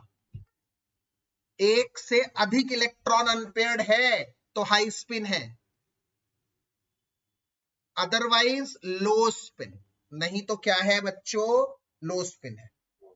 अगर एक से अधिक इलेक्ट्रॉन अनपेयर्ड है तो हाई स्पिन है। तो इधर देखते हैं हम लोग इसका स्ट्रक्चर कैसे बनेगा। Ni टेट्राहेड्रल है, हमें पता है, Cl Cl Cl Cl, पूरे के ऊपर क्या बना देना है? 2 उसके बाद सारे इलेक्ट्रॉन अनपेयर्ड हैं, अनपेयर्ड अनपेयर्ड हैं तो क्या लिखेंगे? Yes para magnetic. और एक से अधिक इलेक्ट्रॉन अनपेयर्ड है तो क्या हुआ?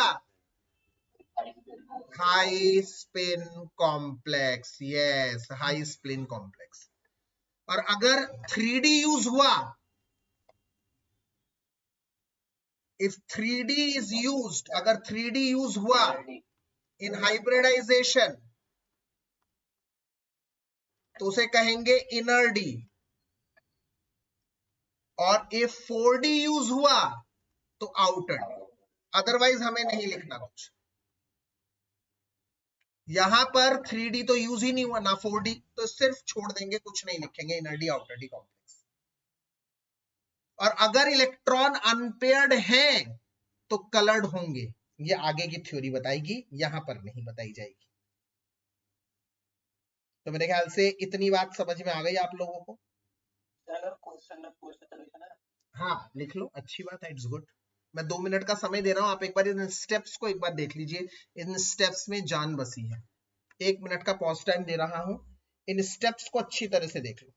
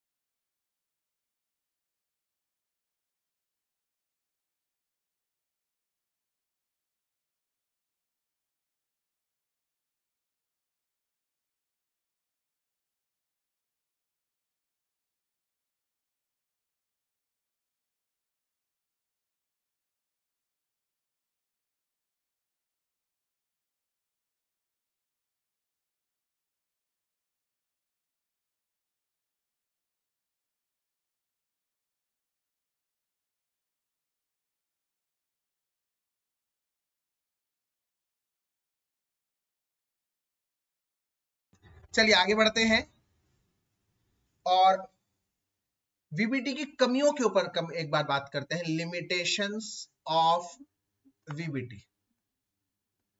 वीबीटी की कमी क्या है?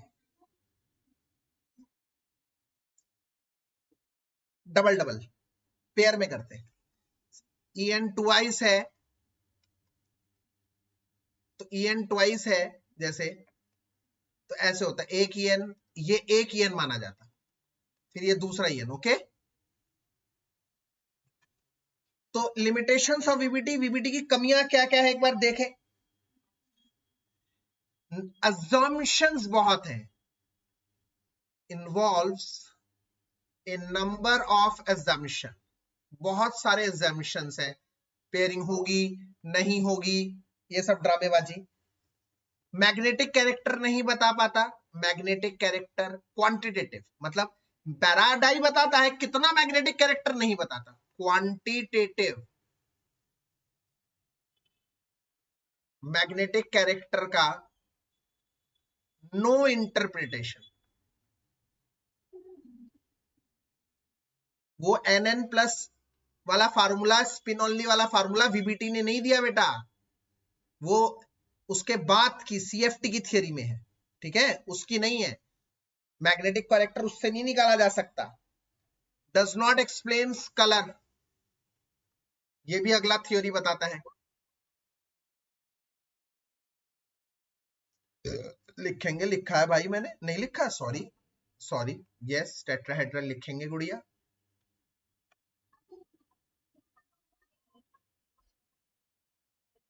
हाँ तब भी हम लिखते हैं। Does not explain colour, colour नहीं देता ये बेसिकली तीन इसकी कमियां हैं। तो आइए इसकी कमियों को पूरा करने के लिए अगली थ्योरी चलते हैं, CFT या फिर CFT, क्रिस्टल फील्ड थ्योरी। अब ध्यान से आप सुनेंगे अगले 15 मिनट मेरी बात को। CFT क्या कहता है, क्रिस्टल फील्ड थ्योरी क्या कहता है? क्रिस्टल फील्ड थ्योरी बोलता है कि ज्यादातर सेंट्रल एटम कौन होते हैं? Central atom D block elements, ठीक है। और सेंट्रल एटम अगर डी ब्लॉक होते हैं तो ये कहता है कि मेटल हमेशा पॉजिटिव होता है और लिगेंड हमेशा नेगेटिव होता है, ठीक है। तो कहता है इनके बीच के इंट्रैक्शन कभी कोवेलेंट नहीं हो सकते। तो CFT की पहली बात जो VBT को सिरे से खारिज करती है वो ये कि CFT कहता है कि भाई यहां पर कॉम्प्लेक्स और लिगेंड के बीच का जो नेचर ऑफ बॉन्ड है वो आयोनिक है, आयोनिक है, आयोनिक है। क्यों?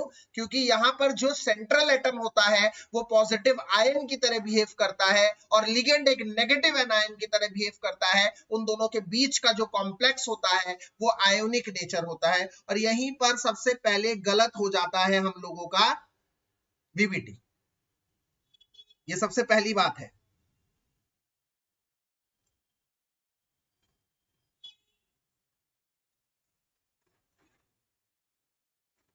सबसे पहली चीज गलत हो गया। ओके, तो ये कहता है कि भाई डी ब्लॉक में 5 ऑर्बिटल है, हाँ है। उनके नाम क्या क्या है? DXY, DYZ, DXZ।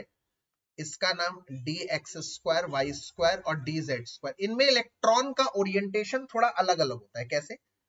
अगर मैं DXY में देखूं, DYZ में देखूं और DXZ में देखूं, ये तीनों में इलेक्ट्रॉन का ओरिएंटेशन ऐसे होता है। इसे कहते हैं इलेक्ट्रॉन का orientation between the axis, axis के बीचों बीच ओरिएंट करते हैं इलेक्ट्रॉन।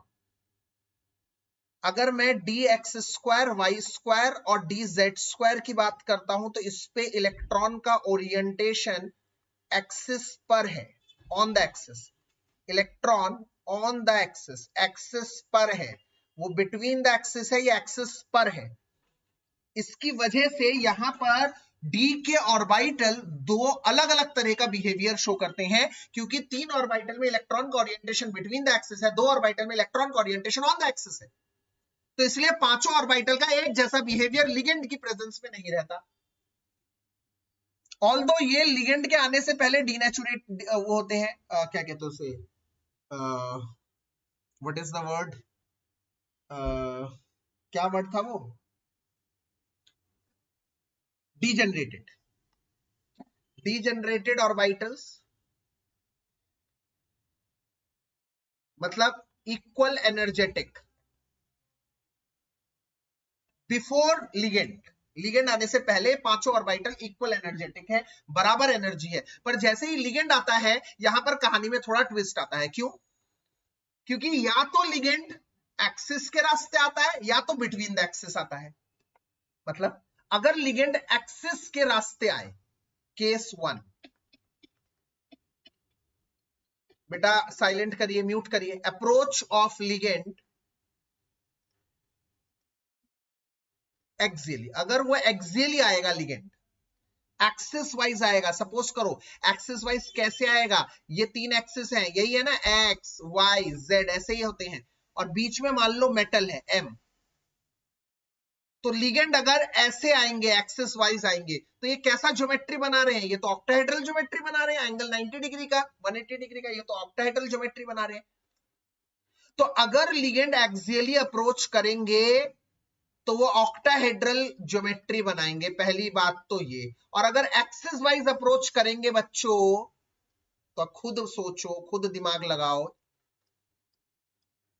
ये डी ऑर्बिटल है, अगर एक्सियली अप्रोच करेंगे तो डी के वो इलेक्ट्रॉन जो एक्सिस पर है, मतलब ये वाले लिगेंड से अनस्टेबल होंगे। क्यों? क्योंकि हर लिगेंड आता है अपना एक नेगेटिव फील्ड लेकर, तो जैसे एक लिगेंड अपना नेगेटिव फील्ड लेकर आता है, वो नेगेटिव और इलेक्ट्रॉन भी नेगेटिव है, इनमें रिपल्शन होता है। पर कौन से इलेक्ट्रॉन पे रिपल्शन होगा? क्योंकि एक्सिस के रास्ते इलेक्ट्रॉन आ रहा है, इलेक्ट्रॉन का अप्रोच एक्सियली है, तो इस केस में एक्सिस वाले इलेक्ट्रॉन को ज्यादा रिपल्शन प्रोवाइड करेगा लिगेंड। इसका मतलब एक्सिस वाले इलेक्ट्रॉन अनस्टेबल हो जाएंगे भाई साहब, dx square y square d z square unstable हो जाएंगे, जबकि ये तीनों मौज करेंगे। क्यों? क्योंकि इनमें कोई रिपल्शन हो नहीं रहा, क्योंकि ये एक्सिस के बीचों बीच खड़े हैं भाई साहब, ये एक्सिस के बीचों बीच है, लिगेंड यहां से आ रहा है, लिगेंड यहां से आ रहा है, लिगेंड यहां से आ रहा है, लिगेंड यहां से आ रहा है, इनको इतना रिपल्शन का सामना नहीं करना पड़ रहा, जबकि जो इलेक्ट्रॉन उस एक्सिस पर है उनको डायरेक्ट रिपल्शन का मौका मिल रहा है। तो इसका मतलब सर जैसे ही लिगेंड आएगा ना, ये 2 एनर्जी जोन्स में बढ़ जाएगा। कौन से 2 एनर्जी जोन्स में? एक अनस्टेबल, एक स्टेबल। एक की एनर्जी बढ़ जाएगी, एक की एनर्जी इनसे कम हो जाएगी, ये डी ऑर्बिटल स्प्लिट हो जाएगा। किस तरह से? किस तरह से स्प्लिट हो जाएगा? यस, मैंने आपको सिखाया, ये 2 एनर्जी जोन्स में स्टेबल हो जाएगा, एक लोअर एनर्जेटिक, एक ज्यादा एनर्जेटिक। एक जिसकी एनर्जी कम है, कम इनसे पहले वाले से भी कम, एक जिनकी एनर्जी बढ़ गई, इनकी एनर्जी क्यों बढ़ गई? dx square y square d z square की एनर्जी क्यों बढ़ गई? कौन मुझे बताएगा? क्योंकि इनको ज्यादा रिपल्शन का सामना करना पड़ रहा है। इनको ज्यादा रिपल्शन का सामना क्यों करना पड़ रहा है? क्योंकि डायरेक्ट फेस ऑफ, क्योंकि लिगेंड का अप्रोच एक्सियली है, it is direct face off, direct आ रहा है, उनको ज्यादा रिपल्शन का सामना करना पड़ रहा है, वेरी सिंपल। जबकि ये इतना ज्यादा रिपल्शन का सामना नहीं कर रहे, इनको इतना ज्यादा अनस्टेबिलिटी हो नहीं रही। इनके बीच के एनर्जी गैप को कहा जाता है ऑक्टाहेड्रल एनर्जी गैप। इनके बीच को ऑक्टाहेड्रल एनर्जी गैप कहा जाता है। ऊपर वाले कितनी एनर्जी प्लस हो गई है? प्लस 3/5 ऑक्टाहेड्रल एनर्जी, और 3/5 को 0.6 भी कहते हैं, प्लस हो गई, बढ़ गई। नीचे वालों की कितनी एनर्जी कम हो गई? -2/5 ऑक्टाहेड्रल एनर्जी और -0.4 ऑक्टाहेड्रल एनर्जी। इसी को CFSE भी कहते हैं, क्रिस्टल फील्ड स्प्लिटिंग एनर्जी। इसका मतलब मान लो अगर लिगेंड है, कोई एक लल्लू है, लिगेंड आ रहा है, लल्लू लिगेंड, मतलब इतनी ज्यादा एनर्जी कर नहीं पा रहा, उसका मतलब इतना ज्यादा नेगेटिव इंपैक्ट नहीं है, मतलब वो एक्सिस के इलेक्ट्रॉन को इतना रिपल्शन नहीं कर पा रहा, क्योंकि उसकी नेगेटिव फील्ड इतनी ज्यादा नहीं है। तो उसको मैं कहता हूं तू वीक फील्ड लिगेंड है, WFL, क्योंकि तू इतना रिपल्शन क्रिएट नहीं कर पा रहा, तू है वीक फील्ड लिगेंड। अब तू क्योंकि इतना रिपल्शन क्रिएट नहीं कर पा रहा, तो इन दोनों के बीच का एनर्जी गैप उतना ज्यादा नहीं होगा, कम होगा। इन दोनों की ये जो डी की स्प्लिटिंग है ये इतनी ज्यादा नहीं होगी, कम होगी। तो इसका मतलब पहला इलेक्ट्रॉन यहां जाएगा, दूसरा यहां जाएगा, तीसरा यहां जाएगा, तो चौथा इलेक्ट्रॉन ऊपर नहीं जाएगा, सॉरी चौथा इलेक्ट्रॉन ऊपर ही चला जाएगा। क्यों? क्योंकि लिगेंड वीक है। लिगेंड अगर वीक होगा तो क्या होगा? ऑक्टाहेड्रल एनर्जी कम होगी, इन दोनों के बीच का एनर्जी गैप कम होगा, तो चौथा इलेक्ट्रॉन ऊपर चला जाएगा। वो पेयरिंग क्यों करेगा? क्योंकि पेयरिंग में भी तो एक एनर्जी लगती है ना। पेयरिंग में क्यों एनर्जी लगती है? क्योंकि एक इलेक्ट्रॉन ऑलरेडी है, एक और इलेक्ट्रॉन आ रहा है, तो नेगेटिव नेगेटिव तो रिपल्शन करेगा ना। तो इसका मतलब सर यहां से हम दो भागों में बढ़ गई हैं चीजें। कौन सी दो भागों में बढ़ गई? इसका मतलब अगर मान लो इफ WFL है, WFL क्यों कहलाता है वीक फील्ड लिगेंड? क्यों कहलाता है? जो ऑक्टाहेड्रल एनर्जी गैप कम क्रिएट कर पाता है, ऑक्टाहेड्रल एनर्जी गैप कम क्रिएट कर पाता है। क्यों? क्योंकि वो इतना रिपल्शन नहीं कर पाता। क्यों नहीं कर पाता? क्योंकि उसके चारों ओर की लिगेटिंग फील्ड इतनी ज्यादा स्ट्रांग नहीं है कि सामने वाले मेटल के इलेक्ट्रॉन उनको देखकर ज्यादा रिपल्शन क्रिएट कर सके, उतना स्ट्रांग अवेयरनेस क्रिएट नहीं कर पाते, नहीं कर पाते।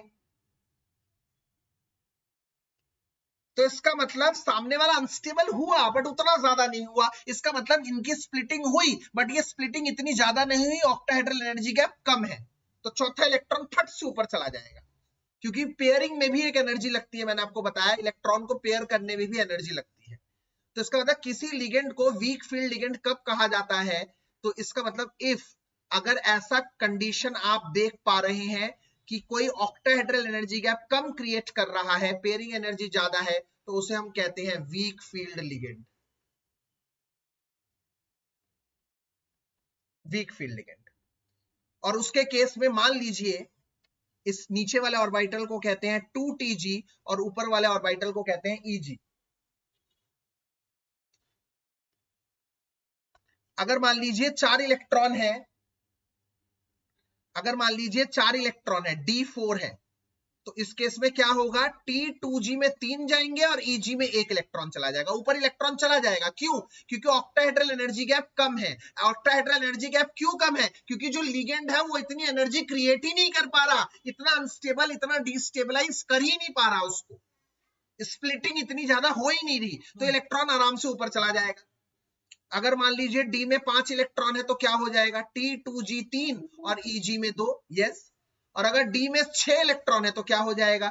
T2G 4 Eg2। क्यों? क्योंकि 6 इलेक्ट्रॉन है ना, 1 2 3 4 5 और छठा इलेक्ट्रॉन पेयरिंग में जाएगा। अब आप कहोगे अभी तो कह रहे थे यार पेयरिंग में भी रिपल्शन होगा, तो भाई और कौन सा रास्ता है बता दे? सारे ऑर्बिटल तो खाली हो गए, भर गए, अब तो जाना ही पड़ेगा यहाँ पर, 7वें इलेक्ट्रॉन को यहां जाना पड़ेगा, 8वें को यहां जाना पड़ेगा, अब तो और कोई रास्ता ही नहीं है ना। बिल्कुल। और इसी तरह से मान लो अगर कोई स्ट्रॉन्ग फील्ड लिगेंड आ जाए, भाई साहब स्ट्रॉन्ग फील्ड लिगेंड हो गया जिसने कोहराम मचा दिया, जिसके आते ही जो एक्सिस के इलेक्ट्रॉन थे नाचने लग गए, डिस्टेबलाइज, हाईली डिस्टेबलाइजेशन, मतलब ऑक्टाहेड्रल एनर्जी की बहुत बड़ी स्प्लिटिंग, बहुत बड़ी, उसे हम कहते हैं स्ट्रॉन्ग फील्ड लिगेंड। जैसे कि आप जानते हैं CN और CO। उस केस में क्या होगा? अगर D4 है तो 4 इलेक्ट्रॉन है, तो अगर 4 इलेक्ट्रॉन है और उनकी फिलिंग होनी है और स्ट्रॉन्ग लिगेंड है, तो पहला इलेक्ट्रॉन इधर, दूसरा इधर, तीसरा इधर और चौथा भी इधर ही आ जाएगा, ऊपर नहीं जाएंगे अब Eg में। क्यों? क्योंकि लिगेंड था स्ट्रॉन्ग, लिगेंड स्ट्रॉन्ग था तो क्या कर दिया? एनर्जी गैप लार्ज क्रिएट कर दिया, डिस्टेबलाइज कर दिया, Eg बहुत ऊपर पहुंच गया। भैया वो कह रहा है इतनी ऊपर कैसे जाऊं, चौथा इलेक्ट्रॉन यहीं जाना पड़ेगा और कोई रास्ता नहीं है। तो इस केस में T2G 4 होगा और Eg 0 होगा। D5 के केस में T2G 5 होगा, Eg 0 होगा। D6 के केस में T2G 6 होगा, Eg 0 होगा। और D7 अब जब T2G भर गया है तो इलेक्ट्रॉन Eg में ही जाएगा और कोई रास्ता नहीं है। इस बात को आप समझ लीजिए। मेरे ख्याल से मेरी बात आप लोगों को समझ में आ रही है। सर पी का मतलब pairing energy, pairing energy, pairing energy.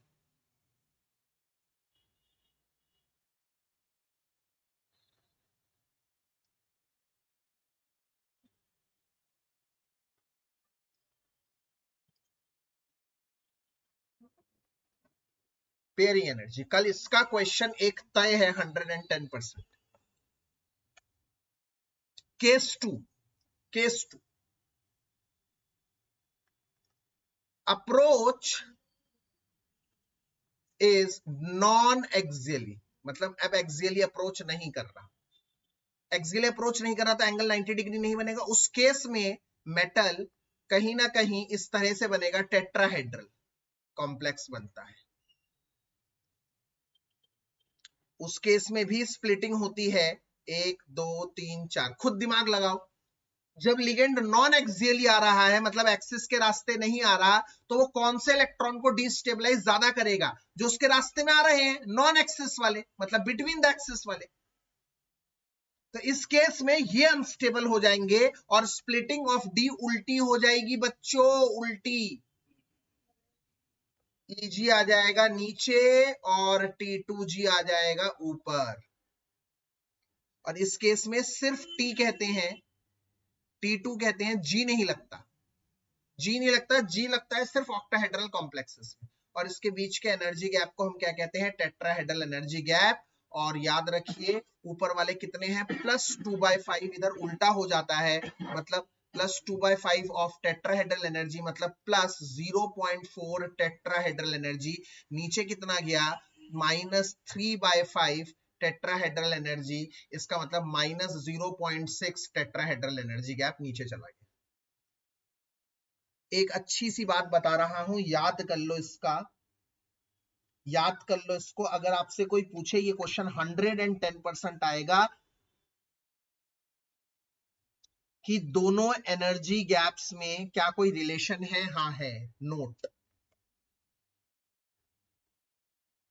Note, ये रिलेशन याद करके जाएंगे। Tetrahedral energy gap is 4/9 octahedral energy gap. इसका मतलब आप देख पा रहे हैं, tetrahedral energy gap octahedral energy gap के लगभग लगभग आधा है, आधा। इसका मतलब चाहे ये स्ट्रॉन्ग लिगेंड ही क्यों ना हो, ये हमेशा छोटा ही होगा, बहुत कम होगा। इसलिए ज्यादातर इलेक्ट्रॉन इसमें 1 2, ज्यादातर इलेक्ट्रॉन ऊपर ही चले जाते हैं, ज्यादातर इलेक्ट्रॉन ऊपर ही चले जाते हैं। यहां पर पेयरिंग कम होती है। क्यों? क्योंकि टेट्राहेड्रल एनर्जी गैप कम है, टेट्राहेड्रल एनर्जी गैप कम है, तो इसका मतलब पेयरिंग एनर्जी ज्यादा है, और पेयरिंग एनर्जी ज्यादा तो इलेक्ट्रॉन पेयर नहीं करेंगे, ऊपर ही चले जाएंगे। तो यहां पर ज्यादातर कॉम्प्लेक्सेस पैरामैग्नेटिक ही बनते हैं, हाई स्पिन ही बनते हैं। It means mostly, it means tetrahedral energy is almost half of octahedral energy, and thus due to less value of tetrahedral energy gap, mostly the complexes are what? High spin और paramagnetic. Yes, ये बात आप लोग ध्यान कर लीजिए, इस बात को आप गांठ बांध लीजिए। इसे कहते हैं स्प्लिटिंग। ये स्प्लिटिंग बहुत जरूरी है, मैंने आप लोगों को बताई। अब मैं अगर कलर के बारे में बताता हूं, तो कलर क्यों होता है? If there is any unpaired electron, अगर कोई भी अनपेयर्ड इलेक्ट्रॉन है, unpaired electron left, then it will undergo dd transition, then it will undergo dd transition। मतलब dd transition मतलब क्या? T2G से Eg जाना, Eg से T2G आना, मतलब लोअर एनर्जी से पहले हायर एनर्जी में जाएगा इलेक्ट्रॉन, कुछ एनर्जी एब्जॉर्ब करेगा, फिर जब वो वापस आएगा तो वही एनर्जी लिबरेट करेगा, जिसकी वजह से वो कलर शो करता है। तो इसका मतलब if there is any unpaired electron, if there is any unpaired electron, अगर कोई भी अनपेयर्ड इलेक्ट्रॉन बचा है, तो भाई साहब समझ लो वो dd ट्रांजिशन दिखाएगा। If there is any unpaired electron left, it will undergo dd transition and shows colouration. तो कलरेशन का रीजन है dd ट्रांजिशन। मैंने यहाँ पे लिखवा दिया है पहले भी, डी ब्लॉक का ये क्वेश्चन है, K2Cr2O7 एंड KMnO4, ये लर्न कर लेंगे आप लोगों को, नोट्स में लिखवा रखा है। Shows colour not because of DD transition, not because of DD transition, but shows due to LMCT ligand to metal charge transfer. ठीक है, इसके अलावा magnetic character, quantitative magnetic character की अगर मैं बात करता हूं, क्वांटिटेटिव मैग्नेटिक कैरेक्टर की अगर मैं बात करता हूं तो वो निकलता है स्पिन ऑनली फार्मूला से। कौन मुझे बताएगा स्पिन ऑनली फार्मूला क्या होता है? Root n n plus 2 Bohr magneton, where n is what? Number of unpaired electron. Unpaired electron, yes. अब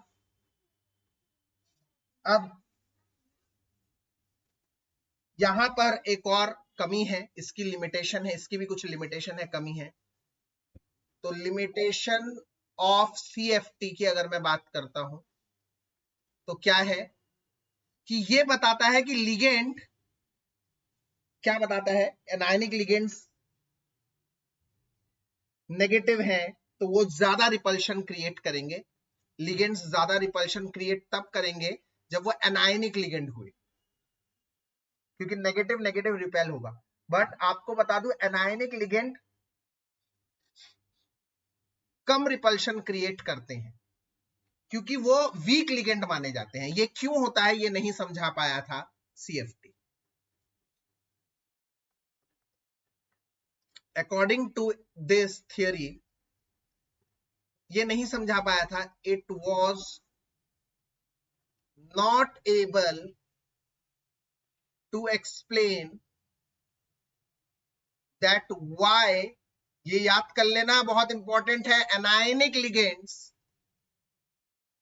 that why anionic ligands are low in spectrochemical series और WFL। Spectrochemical series क्या होती है? in which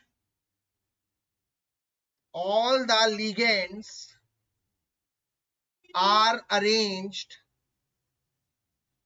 in increasing order of the octahedral energy gap or tetrahedral energy gap created।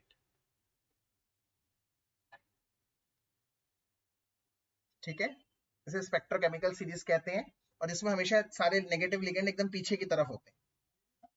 ठीक है, negative ligand एकदम पीछे की तरह होते हैं। इसके बाद अगर मैं यूजेस की बात करता हूं, uses of complexes, uses of complexes की अगर मैं बात करता हूं, यूजेस ऑफ कॉम्प्लेक्सेस,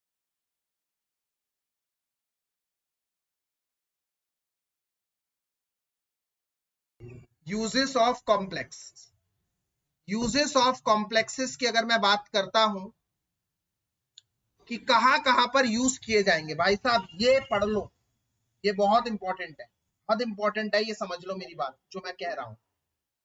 सबसे पहले इसका यूज किया जाता है estimation of hardness of water निकालने के लिए।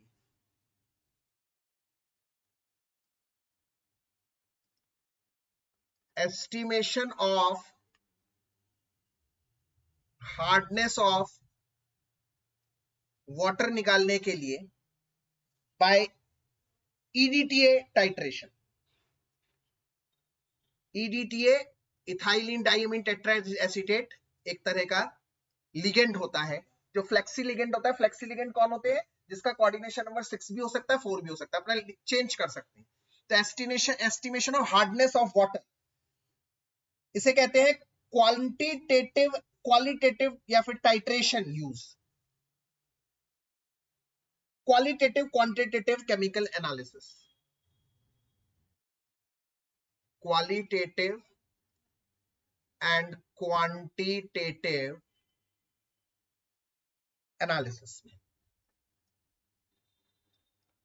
ठीक है भाई। दूसरा जबरदस्त यूज है एक्सट्रैक्शन ऑफ मेटल्स में। एक्सट्रैक्शन ऑफ मेटल्स में like in Mond's process nickel is used Van Arkel process में टाइटेनियम यूज किया जाता है, गोल्ड में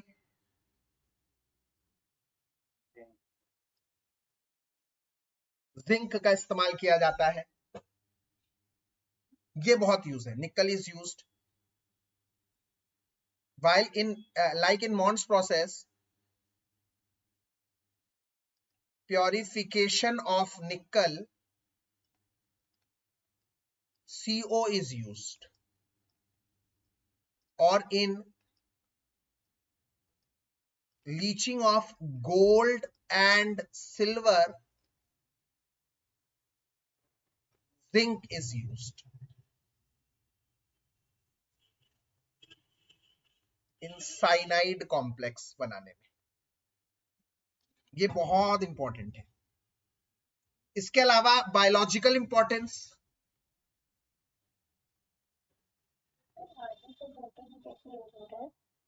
बेटा हार्डनेस ऑफ वाटर में ना कैल्शियम और मैग्नीशियम जुड़े होते हैं, कैल्शियम और मैग्नीशियम जुड़े होते हैं। तो ये क्या करता है, कैल्शियम और मैग्नीशियम से एक्सचेंज स्टेबल कॉम्प्लेक्स बना लेता है EDTA। कैल्शियम और magnesium hardness of water create करते हैं। मैंने डाल दिया EDTA, ये इसके साथ किलेट लिगेंड बना लेता है। किलेट लिगेंड मतलब किलेट कॉम्प्लेक्स बना लेता है। EDTA ऐसे तरह का होता है, कॉम्प्लेक्स बना लेता है, स्टेबल कॉम्प्लेक्सेस बना लेता है। तो कैल्शियम मैग्नीशियम रिमूव हो जाते हैं, वाटर का हार्डनेस रिमूव हो जाता है। बायोलॉजिकल इंपॉर्टेंस मैंने बता दिया आप लोगों को, क्लोरोफिल, हेमोग्लोबिन और विटामिन B12 साइनोकोबालामाइन मैंने आप लोगों को बताया। इसके अलावा इसे कोऑर्डिनेशन कैटलिस्ट के रूप में भी यूज होते हैं, ये भी बहुत इंपॉर्टेंट है। कैटलिस्ट एग्जाम्पल विल्किंसन कैटलिस्ट, याद कर लो, MCQ में भी आ सकता है। विल्किंसन कैटलिस्ट का फार्मूला क्या है, PH3 का whole thrice Cl RH PPH का होल थ्राइस Cl, ये है, ये क्या है, PPH3 फॉस्फीन ट्राइफिनाइल फॉस्फीन है ये, और ट्राइफिनाइल फॉस्फीन है, ये याद रखना, PPH3। इसके अलावा यस, कीमोथेरेपी में भी यूज होता है, कैंसर में भी। सिस प्लेटिन जो मैंने कॉम्प्लेक्स बनाया था, यस, ट्यूमर की ग्रोथ में यूज करता है सिस प्लेटिन। ये मेडिकल इंडस्ट्री में हो गया था। पेपर में ऐसा आएगा, मेडिकल इंडस्ट्री में यूज बताओ, क्वांटिटेटिव उसमें यूज बताओ, एक्सट्रैक्शन में यूज बताओ, बायोलॉजिकल में यूज बताओ, तो आपको इस तरह से बताना है। इसका नाम है ट्राइफिनाइल फॉस्फीन, याद रखना, PPH3 का नाम है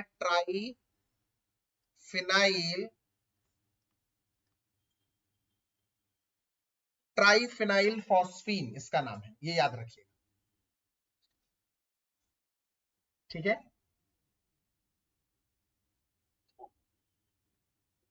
इसी के साथ हम लोग खत्म। हाँ बताइए।